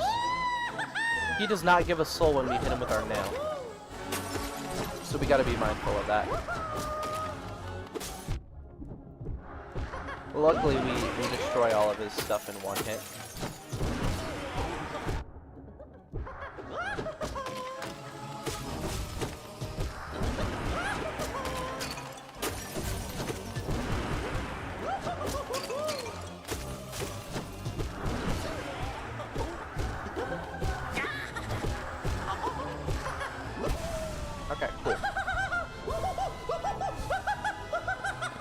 Say goodbye to the bitrate. Oh, this guy.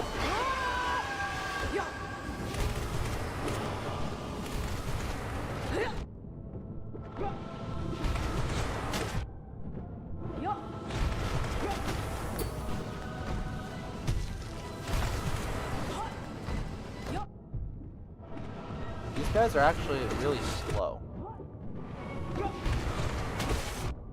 forgot how slow they are. Also, I took a lot of damage right there. I hope we get a bench soon. I think we should get a bench soon, right? Grim! If you hit him early, he does this. And he turns into that. Considered rude, but he actually bowed to the Godmaster instead of us. Because he knows. Because he's direct, like, freaking servant to a higher being.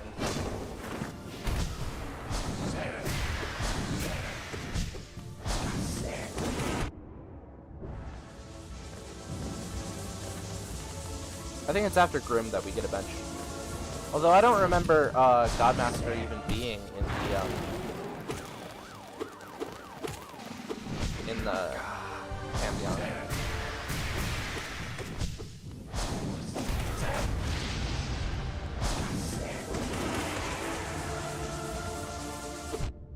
Last time I remember fighting through this one, I have to fight Godmaster.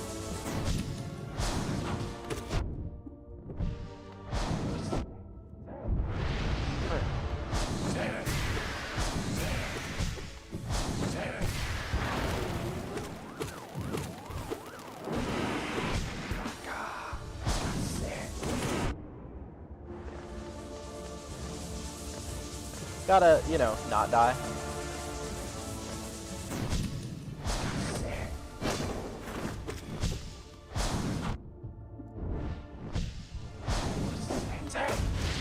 Shadow dash, thank you.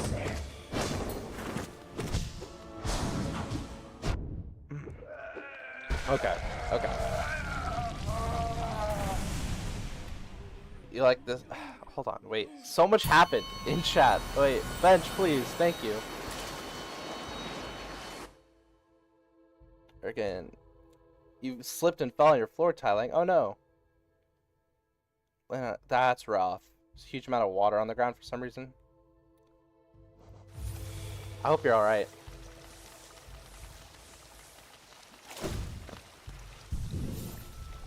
Well, we made it. Galleon.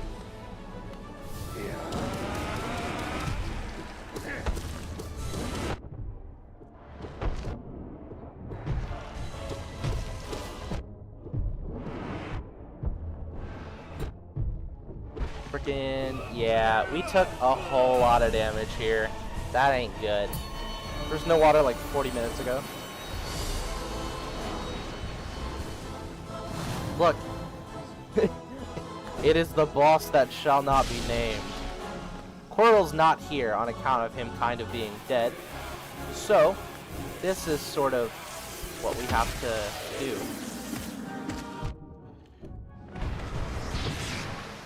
We've got to knock these guys into him.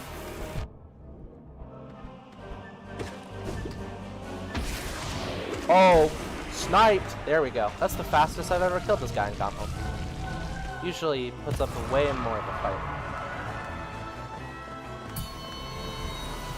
But that's nice. Hornet 2! Return of Hornet. Ain't that cool?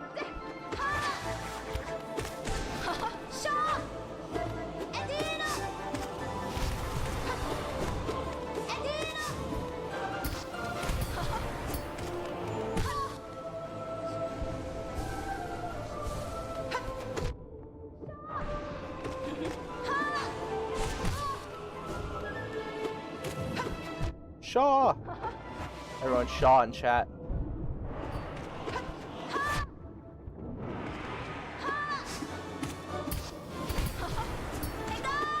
Frick.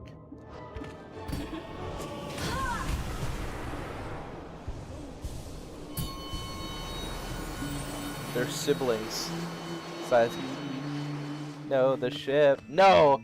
It's gone. They're siblings.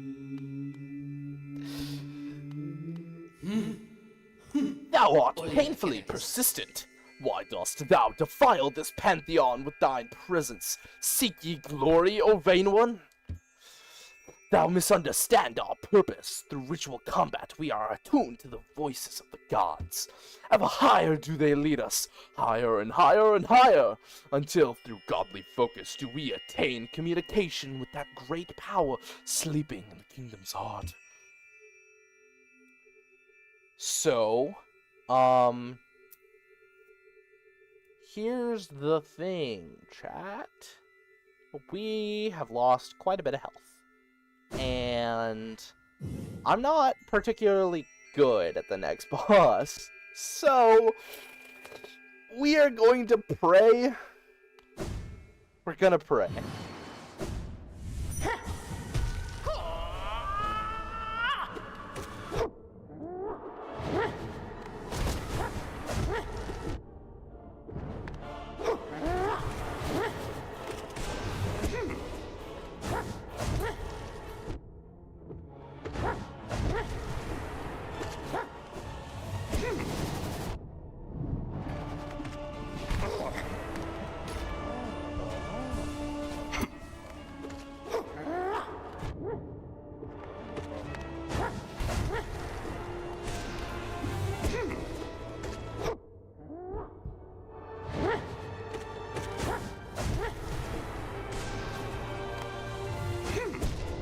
Okay.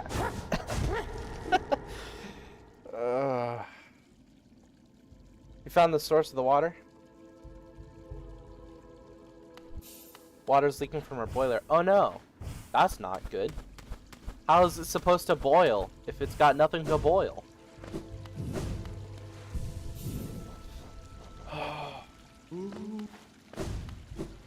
So yeah, I'm not good at Sly. And I never really have been. I've gotten it down maybe to like I can beat him maybe with like a 70% win rate. But that was back when I was doing my super Hollow Knight grind. And I don't know. I just don't particularly find the fight very fun. We got about 10 minutes left. And I don't really want to continue fighting Sly, so we're gonna skedaddle. This house is over 50 years or something. Real.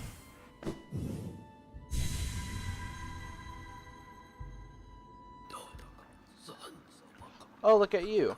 You're kind of awake. Hallowed land, tune, gods. Okay.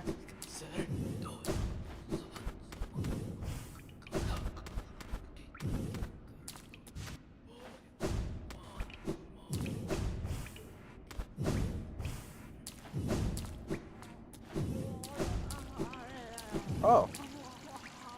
Glog, glog, strange thing, lurking, waiting, glog, glog. Mother's treasures, too scary, glog. Go away, glog, glog. Can it see me? Can it smell me? Oh, mother. Alright, well, that was that.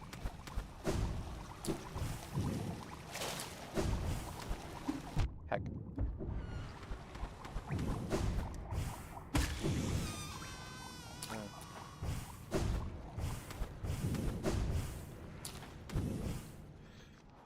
Okay. Honk. Chew.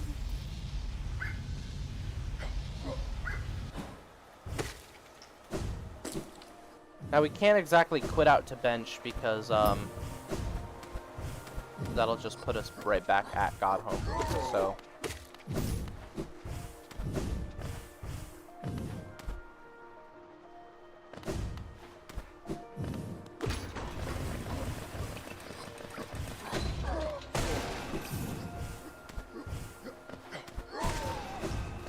we're going back up to the city storms, and we just gonna skedaddle.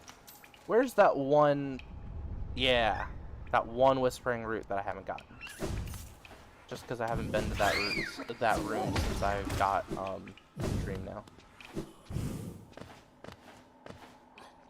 This happened during summer, not winter. Otherwise, the nights would be horrible. Yeah, rip. hope you can get that situated.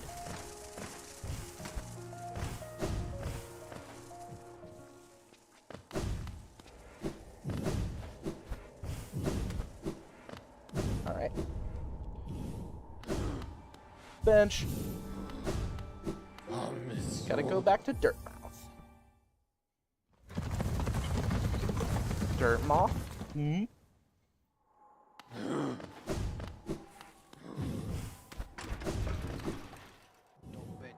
Alright, we seriously gotta go.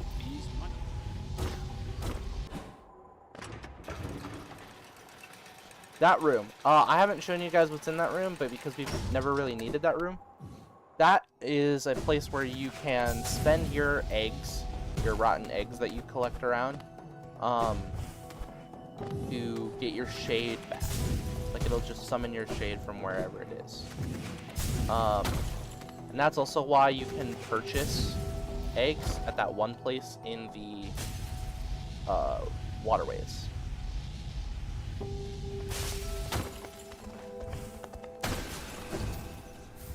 King's Idol. Nice. So, we've got to... Winter colder you lived, Ireland, Australia, cold. London cold. Y'all are British!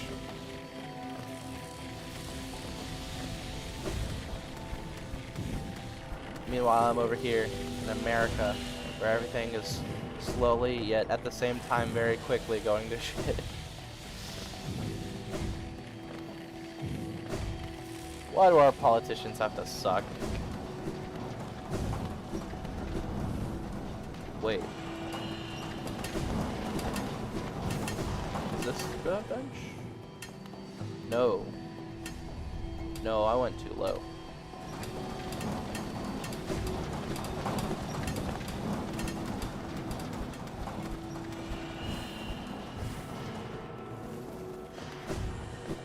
But you can kill these guys too, by the way.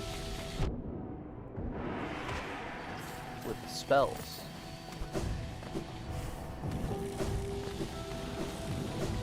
This is strange that every time I meet someone and ask their political views. I mean, it's not strange.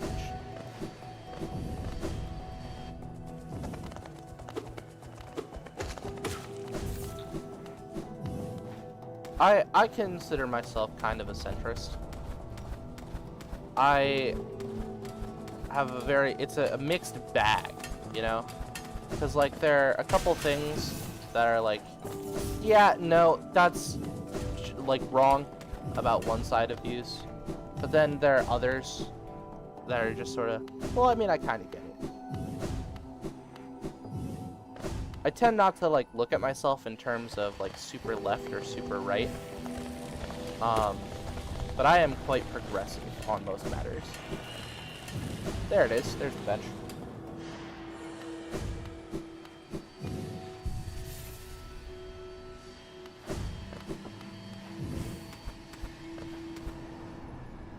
Because, I mean, like, progress is going to happen. Whether... Oh, boss fight, by the way. Progress is going to happen, whether you like it or not. So you can be mad about it and do nothing, or not be mad and do nothing. Those are kind of most people's options when it comes to inhibiting progress. But when it comes to, like, making progress, it's very much you can either be mad and do nothing, or be mad and do something about it. Because no matter what, even if you're neutral, people hate you. Hate is taught. People are taught how to hate. Also, Britain ain't doing too hot in terms of prime ministers either. Yeah.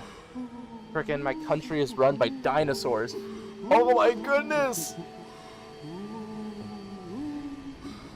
This sounds kind of morbid, but I'm honestly waiting for that whole generation of people to die off so that we can get, like, new, more in touch with reality people in all of the places. Not really a fan of our current... Yeah, it's all bad. Freaking the world is a gerontocracy. You know, I saw this post that's like, you know, when a billionaire dies, who inherits their senators? But like, I will say one thing I really don't. Oh, I mean, they wasted 500k euros on some stupid moss boxes in towns as an alternative to tree, and we don't even know if they work or not. Yikes. Currently, one of the big things in America is the slow reintroduction of Christianity into all of the laws and policies, which Christianity in and of itself is fine. I mean, it specifically can't really hurt anyone, but it's evangelical people who use virtue signaling and like use it to think of themselves as better than others that give way to religious extremism. And you know, when the ends justify the means, the ends being God and the means being whatever, you see horrible atrocities being committed in the name of peace and love.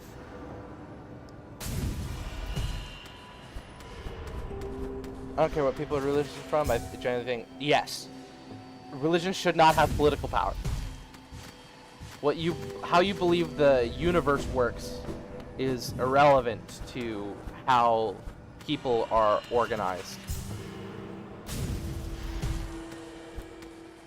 Because frickin', and I might run late for getting into this rant, but I feel very passionately about this, especially when it comes to like banning books.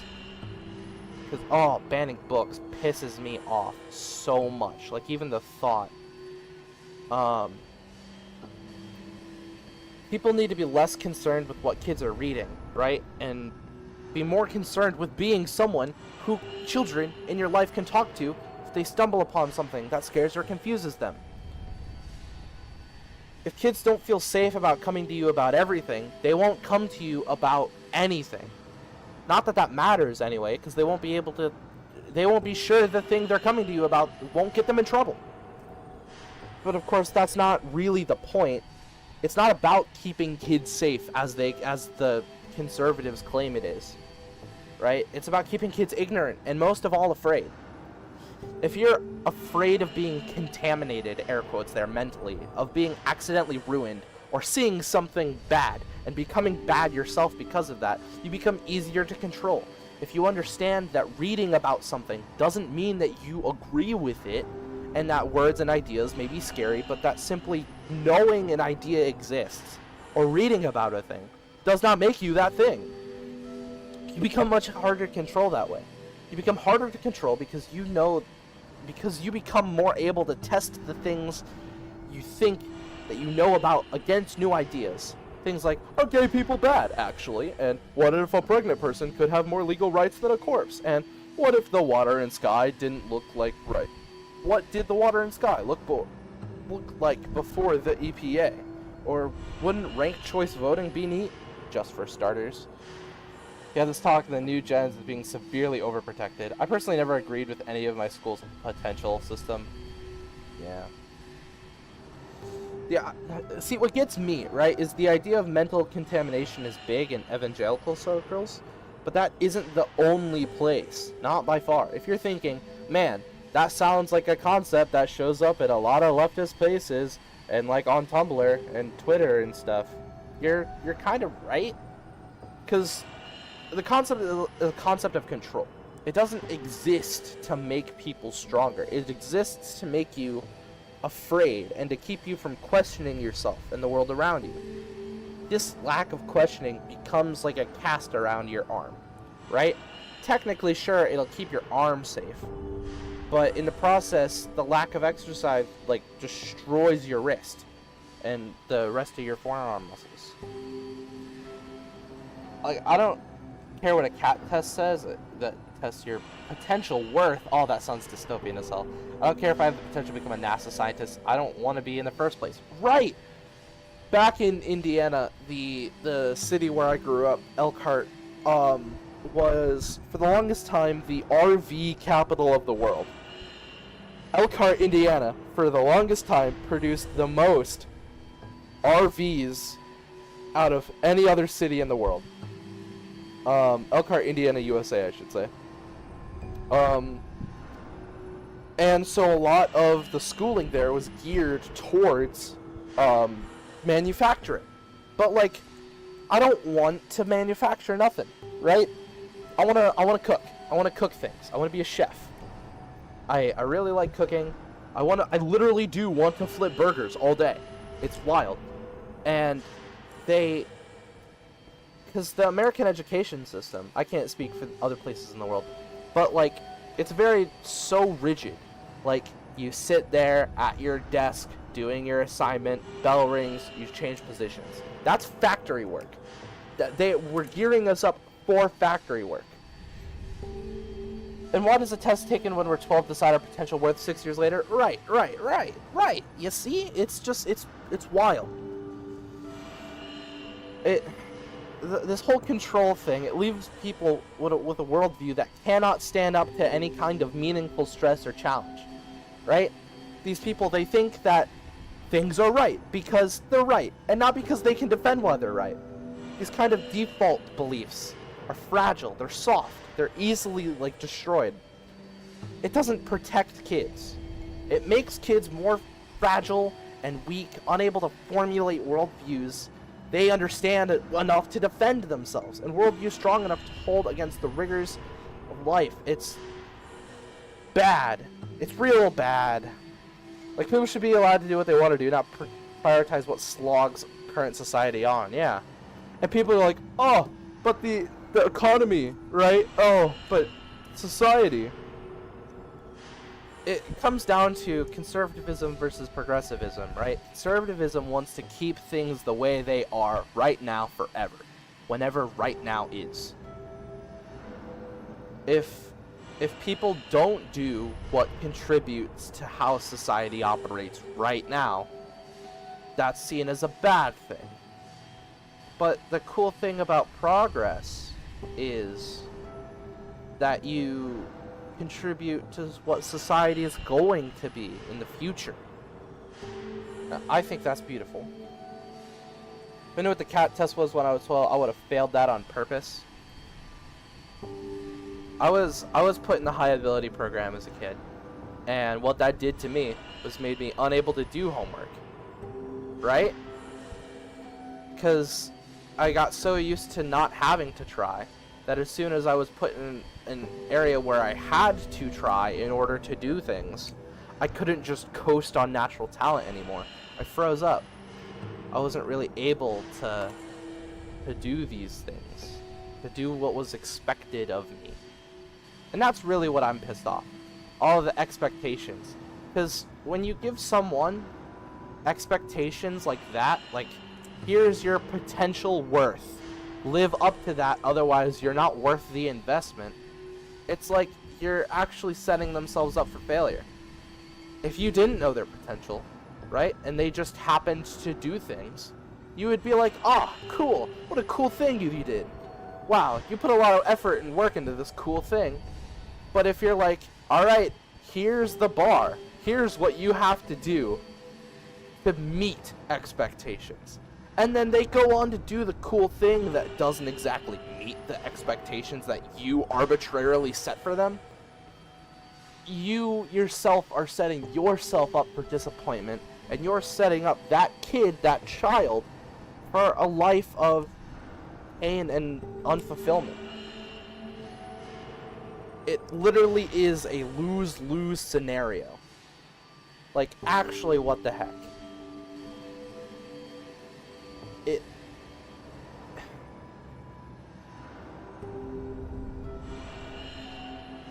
Frickin'... So there's this post on Tumblr.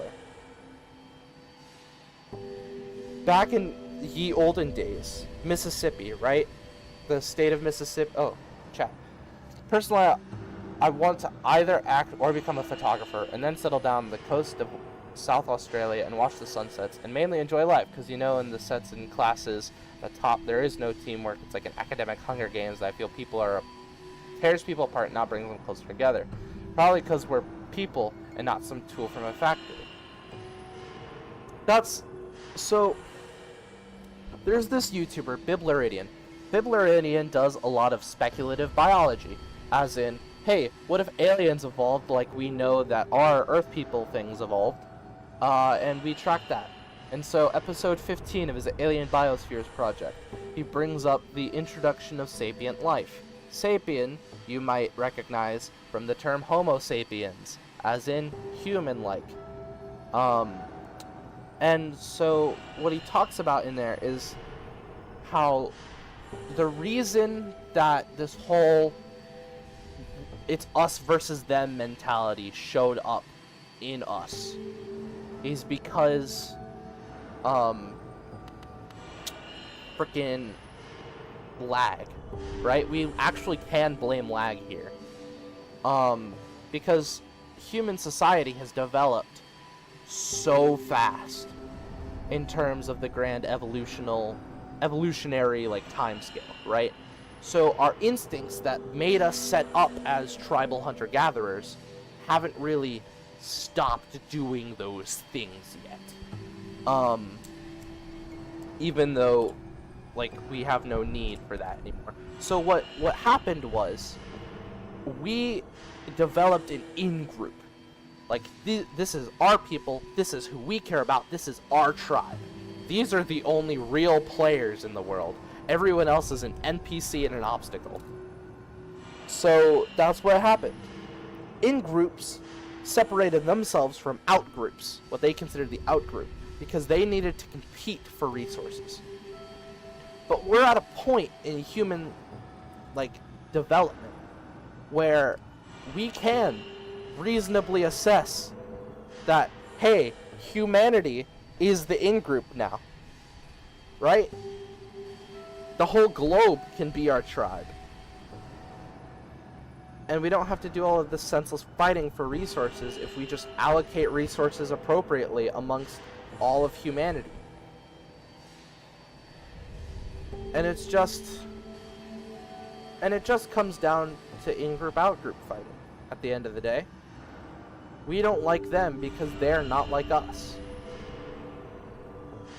But, like, who cares? I'm not like you. You aren't like me. Now, of course, we can't, like, sit back and be all like, oh, well, it's not our fault, it's the genetics. Like, those serve as an explanation and not an excuse. Because there's no excuse anymore. Because we're past that. It's discrimination, sexism, it's all primal. I mean, world hunger is a crisis. Oh, world hunger as a crisis is a joke if you truly think about it. Yeah, because, like, you learn in basic biology that a population will grow and continue to grow until its environment has hit its capacity. Any increase in food to a group will result in an increase in the population. That's how that works. Like, hold on.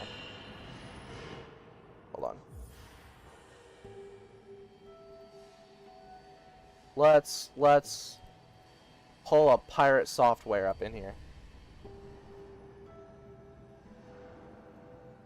So, any increase, right, in food will result in an increase in population. That's just how that works. I forget the exact the law.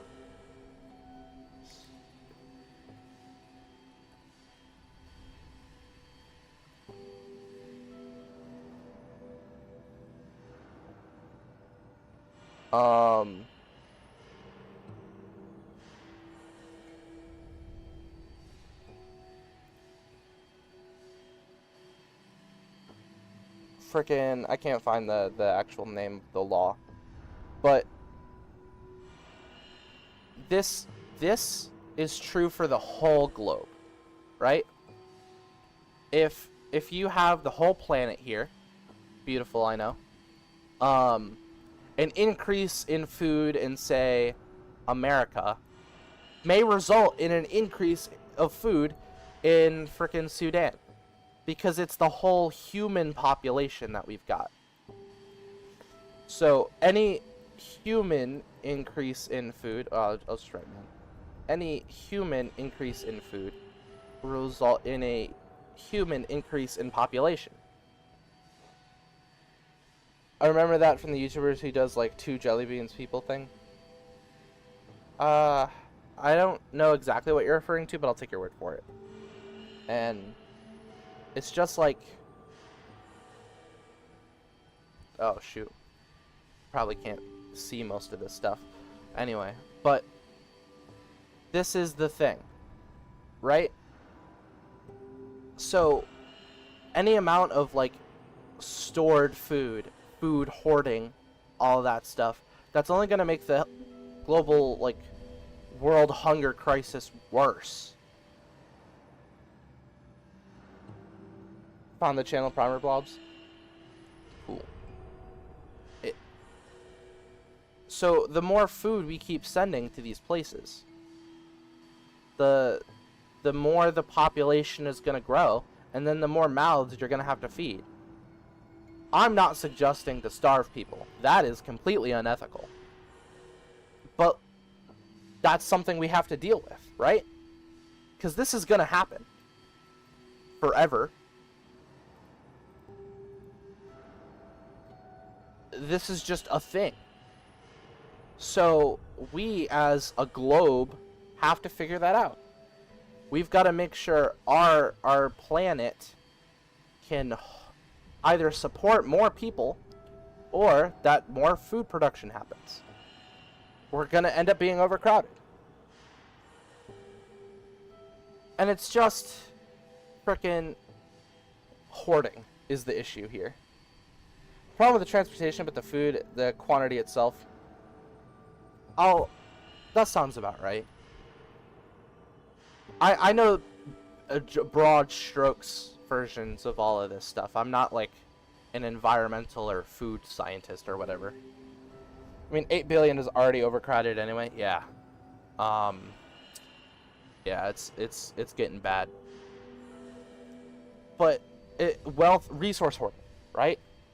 That's a huge issue. We've got these billionaires, right? 1% of the world owns 1/3 of the wealth.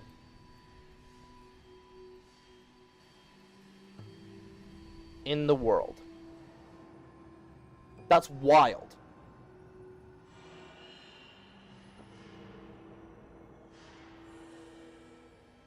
This is insane. If you explain this to a child, they're obviously going to know that something's wrong with them. This, in no world should this be normal. That's capital. That's okay. I am no communist, right? But frickin' food should be a human right. Water should be a human right. God, water should be a human right. There's no reason that this should ever be the case. I will never in my lifetime achieve anywhere close to the amount of wealth that one person has in this framework. That pisses me off.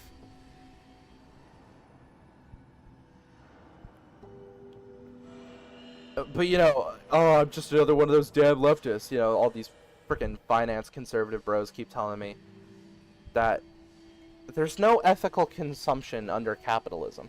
I cannot go out and purchase a frickin', let's say, grapes. We'll call it grapes. Big air quotes, grapes. I cannot go out and purchase grapes without the supplier of the grapes violating human rights laws. People coming in when we have a housing crisis, that's freaking everything is in crisis. everywhere in the world is crisis. That's where we're at.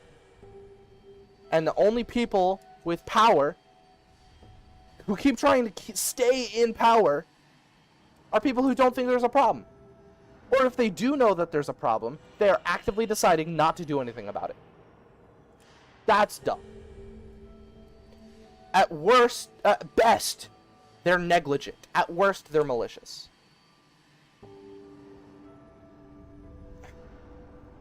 I can't go to any market, any supermarket, and buy my quote-unquote grapes without the supplier of the grapes violating human rights laws in order to get me them. The grape farmer, the quote-unquote grape farmers, I don't know why I use grapes specifically. It could be oranges, it can be apples. I don't know. Whatever product I'm implying here, phones or freaking lithium batteries.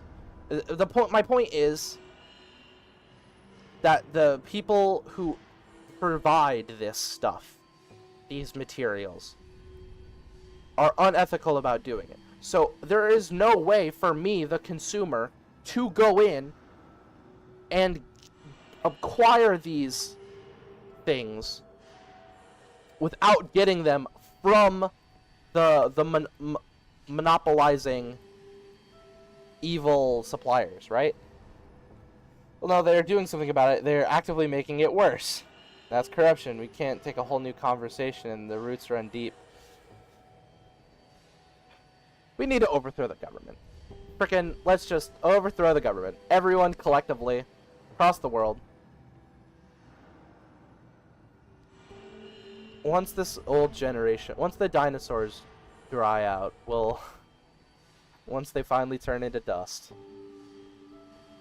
There's this guy, right? And I don't want to be the one who does all sorts of these, like, I'm no rallier, and at the end of the day, I don't really have any sort of impact. But there is this person whose legal name is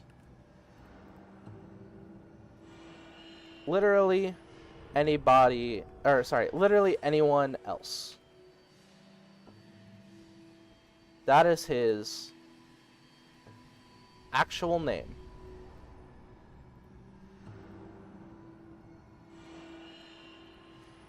Now, his whole shtick, right? He's from Texas in the U.S. I'm talking about U.S. politics now. He's from Texas. He's a veteran, and he's a school teacher, right? So he's, served the community and the country. And he changed his name to literally anyone else because currently the two people we've got going on are Trump and Biden. I'll put, yeah. Now, Biden has dementia. I'm not kidding. And Trump is a felon. So, under the current two-party system, these are our options. Literally anybody else, literally anyone else, change his name to that to provide a third option. We should be able to go into our voting booths and be like, hey, these two options are bad. We don't want these guys. And vote for literally anyone else. You know what's worse? It isn't just grapes. It's everything. Our phones, Chinese kids, our resources probably taken from native areas. I would stay away from the government talk. Just for the fact we're on a public platform. So?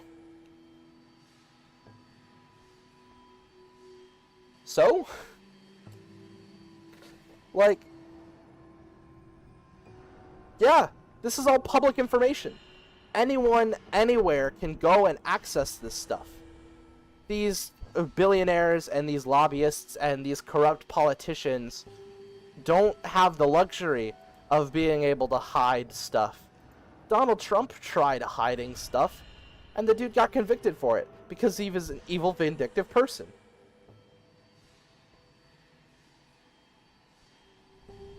Sorry, I know this isn't what I usually talk about, Wouldn't be a Tortiss stream without being derailed. Yeah, I know, guys.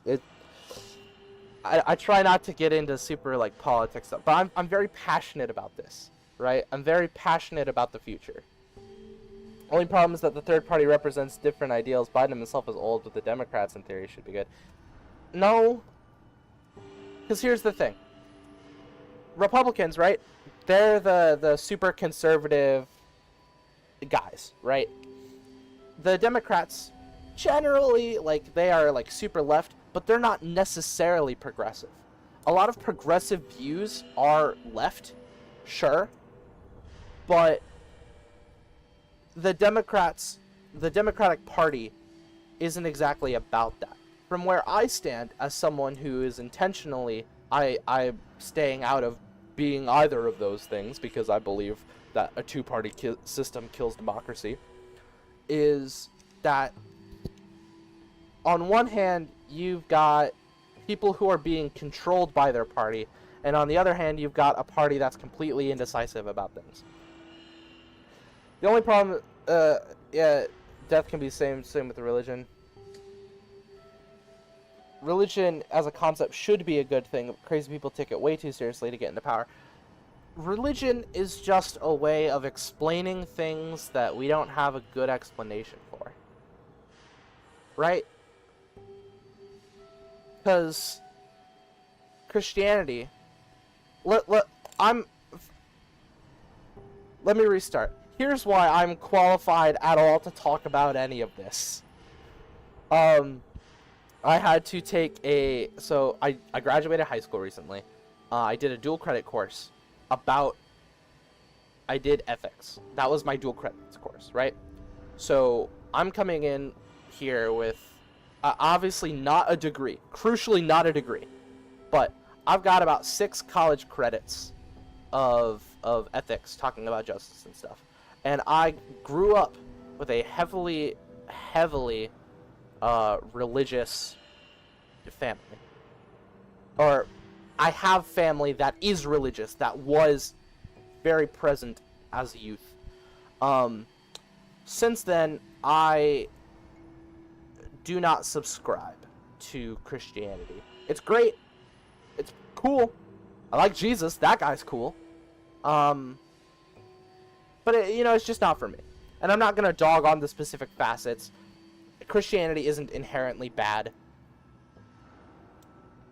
But at the same time, there are people who utilize it as a means of controlling people.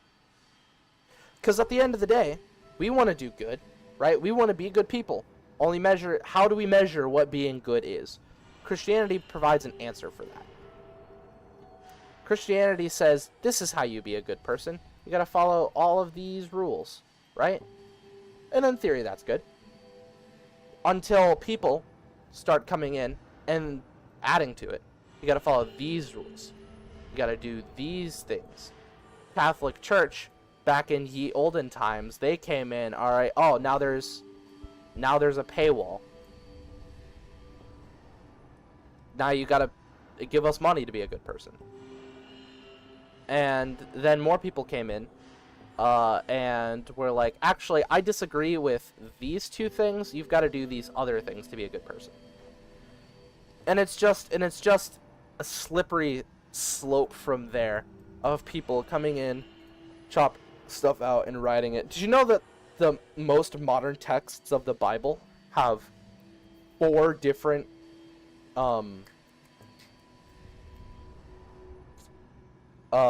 narrators? Yeah, so hold on.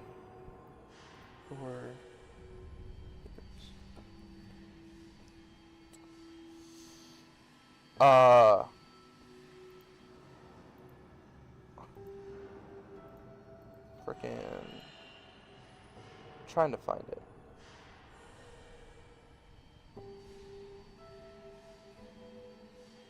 Man, I'm doing really bad at finding sources for all of my claims here, guys. I'm sorry. I was not prepared to come into this.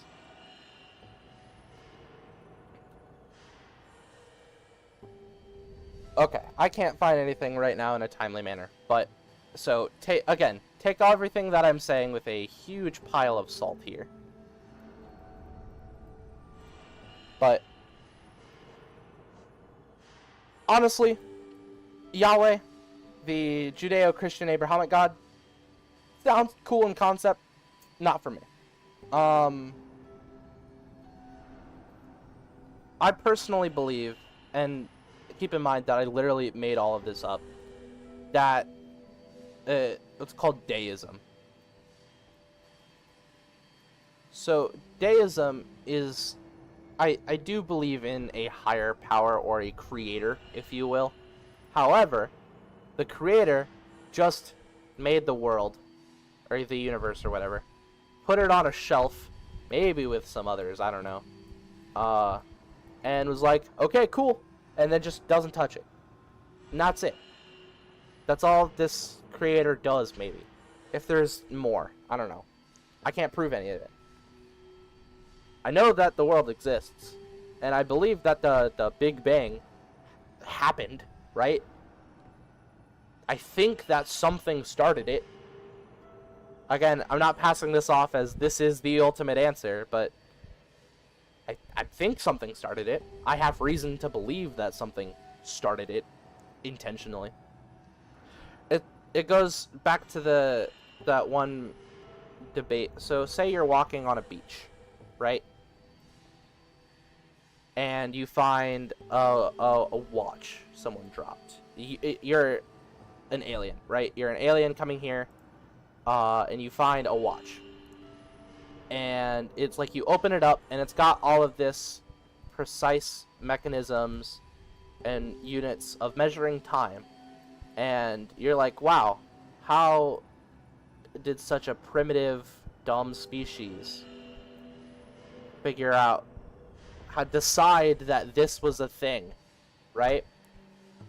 And it goes that this primitive, us humans, right? We developed ways of keeping time, of measuring time, because time needed to be told. Is it really intelligent design, or is it just a tool? Right? So, I don't necessarily believe that the world, the universe, is a product of intelligent design, as some other, some creationists would tell you. But I do believe that it is a tool of measuring something, if you will. Sort of like a clockmaker god. I think that, I personally believe that everything centers around connection in all forms. If you look at gravity, that's to connect things. If you look at the electromagnetic force, that's to connect things. If you look at the strong and weak nuclear forces, those are to connect things. Humans' intelligence, we look for pattern recognition, we look for connections. And again, I'm making all of this up as I go. It's a very easy framework for people to come up with. This is the answer, right? And people who think this way, they sort of work backwards. Here is the answer. Now, let's look at all of the data, all of the evidence that supports our claims. This is how we're taught to do it in schools, right? Like argumentative papers. We pick a claim, a take, if you will, and then we look for evidence that supports it.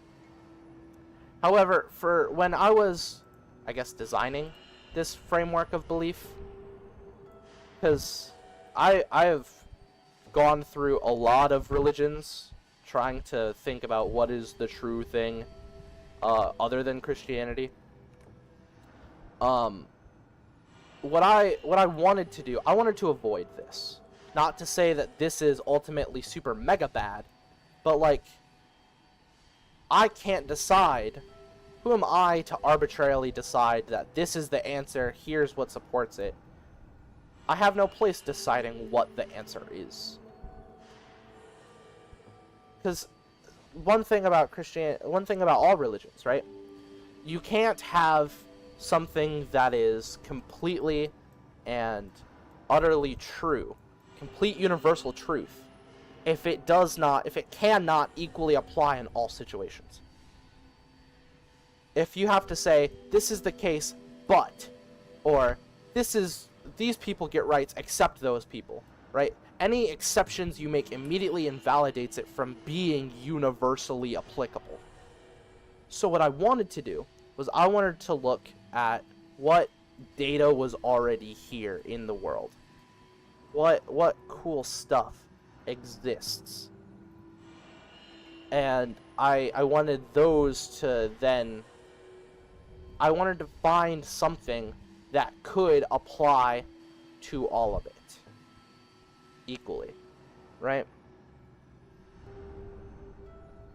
The Catholic priests at least sacrifice their belongings and money and stuff, as a pope has a big mansion, the Vatican.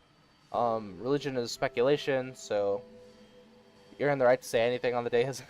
First, we both really made the tool as it was necessary, therefore the decision was intelligent.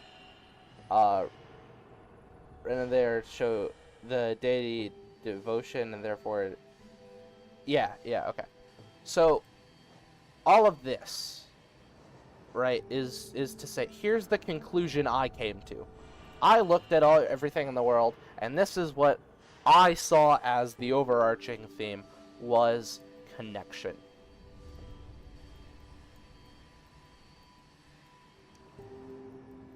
I want to be clear. I do not think connection is a god. I don't think this is the case. I do not think that connection, as I interpret it metaphysically, ontologically, if you will, in the context of deism, it has thoughts. It's like gravity. Gravity is not a god. Gravity does not have thoughts. It is just a fact. It is just a thing that happens, right? Gravity more so than the other forces. Because the other forces, right, they have particles to carry them. Electromagnetic has the photon. Strong, the nuclear strong force has the... It's either the strong force or the weak force that has the quark. Or, no, it was the gluon. Anyway, I'm getting sidetracked there. But gravity doesn't have a particle because it's just the curvature of space-time. It's just a fact. That's just how things... It's the only option it has, right? Is to go down. But connection is like a step bigger than that, in the sense that all things are created with the intent that they will become connected. Your theory is things are connected, so as they have to be, it couldn't be any other way. How do I explain this? So, are you guys familiar with the heat death of the universe, as it's called?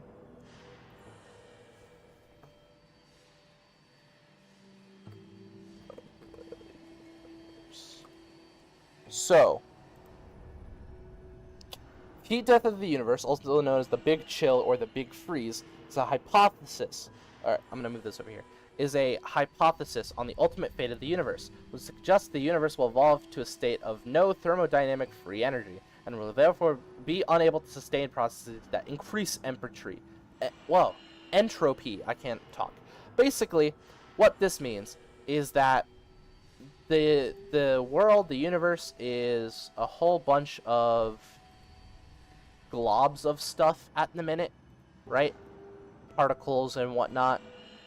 But at the heat death of the universe, right, all particles will become equally dispersed throughout the medium of the universe. And all things will reach the same temperature. The universe will become completely homogeneous. And then that's it. There's no more anything that can happen from that point, because everything is a single thing. It doesn't move. It doesn't accelerate. This is including dark matter too. It's all just the same stuff. And that's it. That's how I believe that the universe goes out. But how do we get here? Why is this? Because that's what all of this religion talk is. It's about why. Why is this going to be the case? How did it get there? It's because of connection, again. All things will become connected. That's just a fact of the universe, as I hold it. I think it's a fact of the universe. Again, all of this, big asterisk. I think this is the case. I have reason to believe. You believe that the universe existence is a loop? I could see that. Big bang, big crunch, big bang again. I see where you're going with that. Personally, I think it's because this is the end, because this is part of the data that's there, everything turns into one thing. This is the most connected it can be, which is technically zero amount of connection. In the sense that something cannot connect with itself. It has to form connections with an outside thing. Right? And so, as soon as the universe becomes one thing, it cannot do any more connection. That's why it's the end. It can't be connected with itself. That's why it's the end. I believe that the universe was started with the intent that that's what it is that it's all going to be connection. So if you go onto stuff like Biblaridian's channel, right, you'll see that he develops these creatures, the alien biosphere, with the intent, right, to do more stuff. If I wanted to create dragons, let's say, then in my little speculative biology world, I would then, obviously all of the evolutionary steps have to be reasonable, but I could choose which ones would reasonably happen at that rate to get to where I wanted, which was dragons. If I'm making a conlang, a language, and I wanted it to have this feature, but it's a naturalistic language, I gotta start at the proto-lang, and I've gotta go through all of the steps and all of the linguistic shifts, but I get to pick which ones out of the ones that have happened, out of the ones that are reasonable to be made there, to get to the thing I want. Right? So that's sort of how I think the universe works. Connection is the goal here. And so all of the things, the minute details of how the universe started, how the simulation kicked off, if you will, all of those little tweaks happened to get us to be more connected. But at the same time, deism, right? This isn't an active being that is invested in the continuation of... As far as I know, right, to my knowledge, this thing could have just kicked us off and then put us on a shelf and forgot about us forever. So I don't really care about the thing that created us, the thing that started the Big Bang. I am aware of its possible existence, its probable existence, but it can't affect me, and I don't care. What I'm more invested in is connection. If connection, right, because here's my sort of thought process here. If... Oh.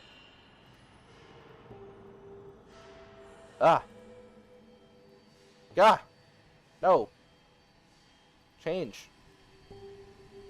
Right? If connection was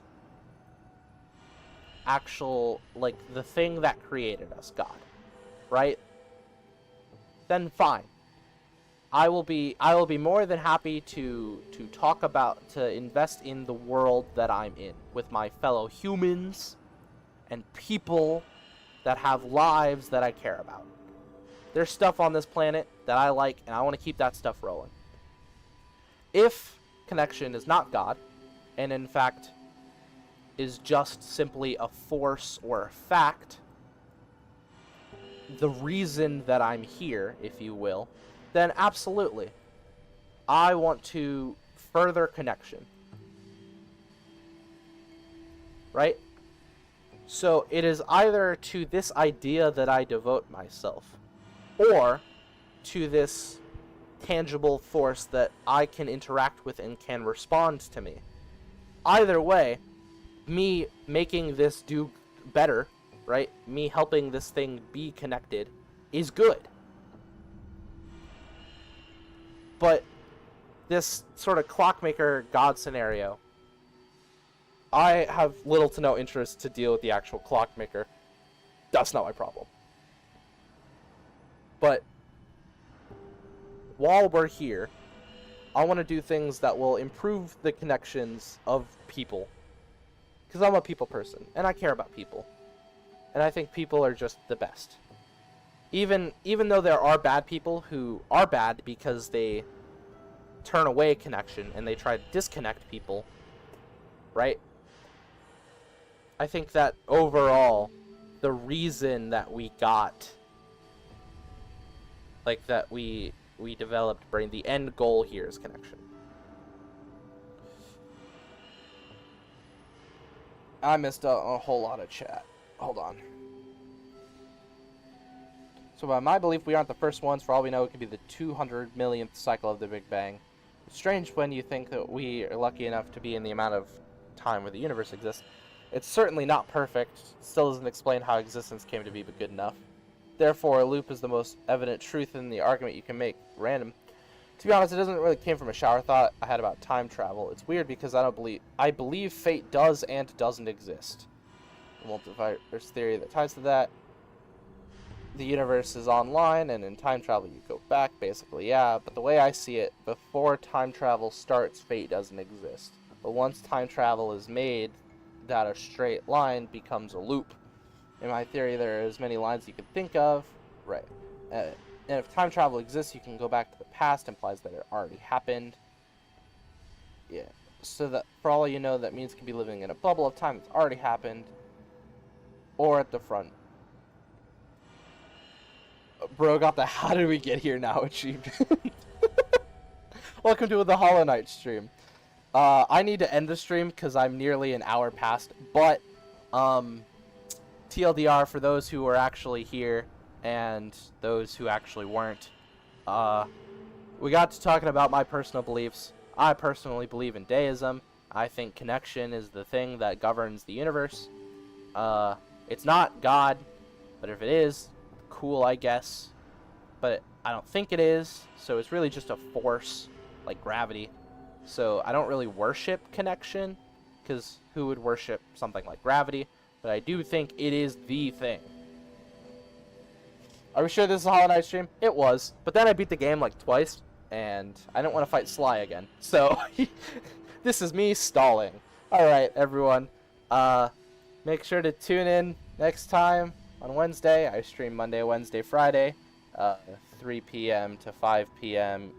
Eastern Standard Time. That's 7 p.m. to 9 p.m. Unified Standard Time. I gotta go cook dinner. I'm tired. Okay, bye. Bye.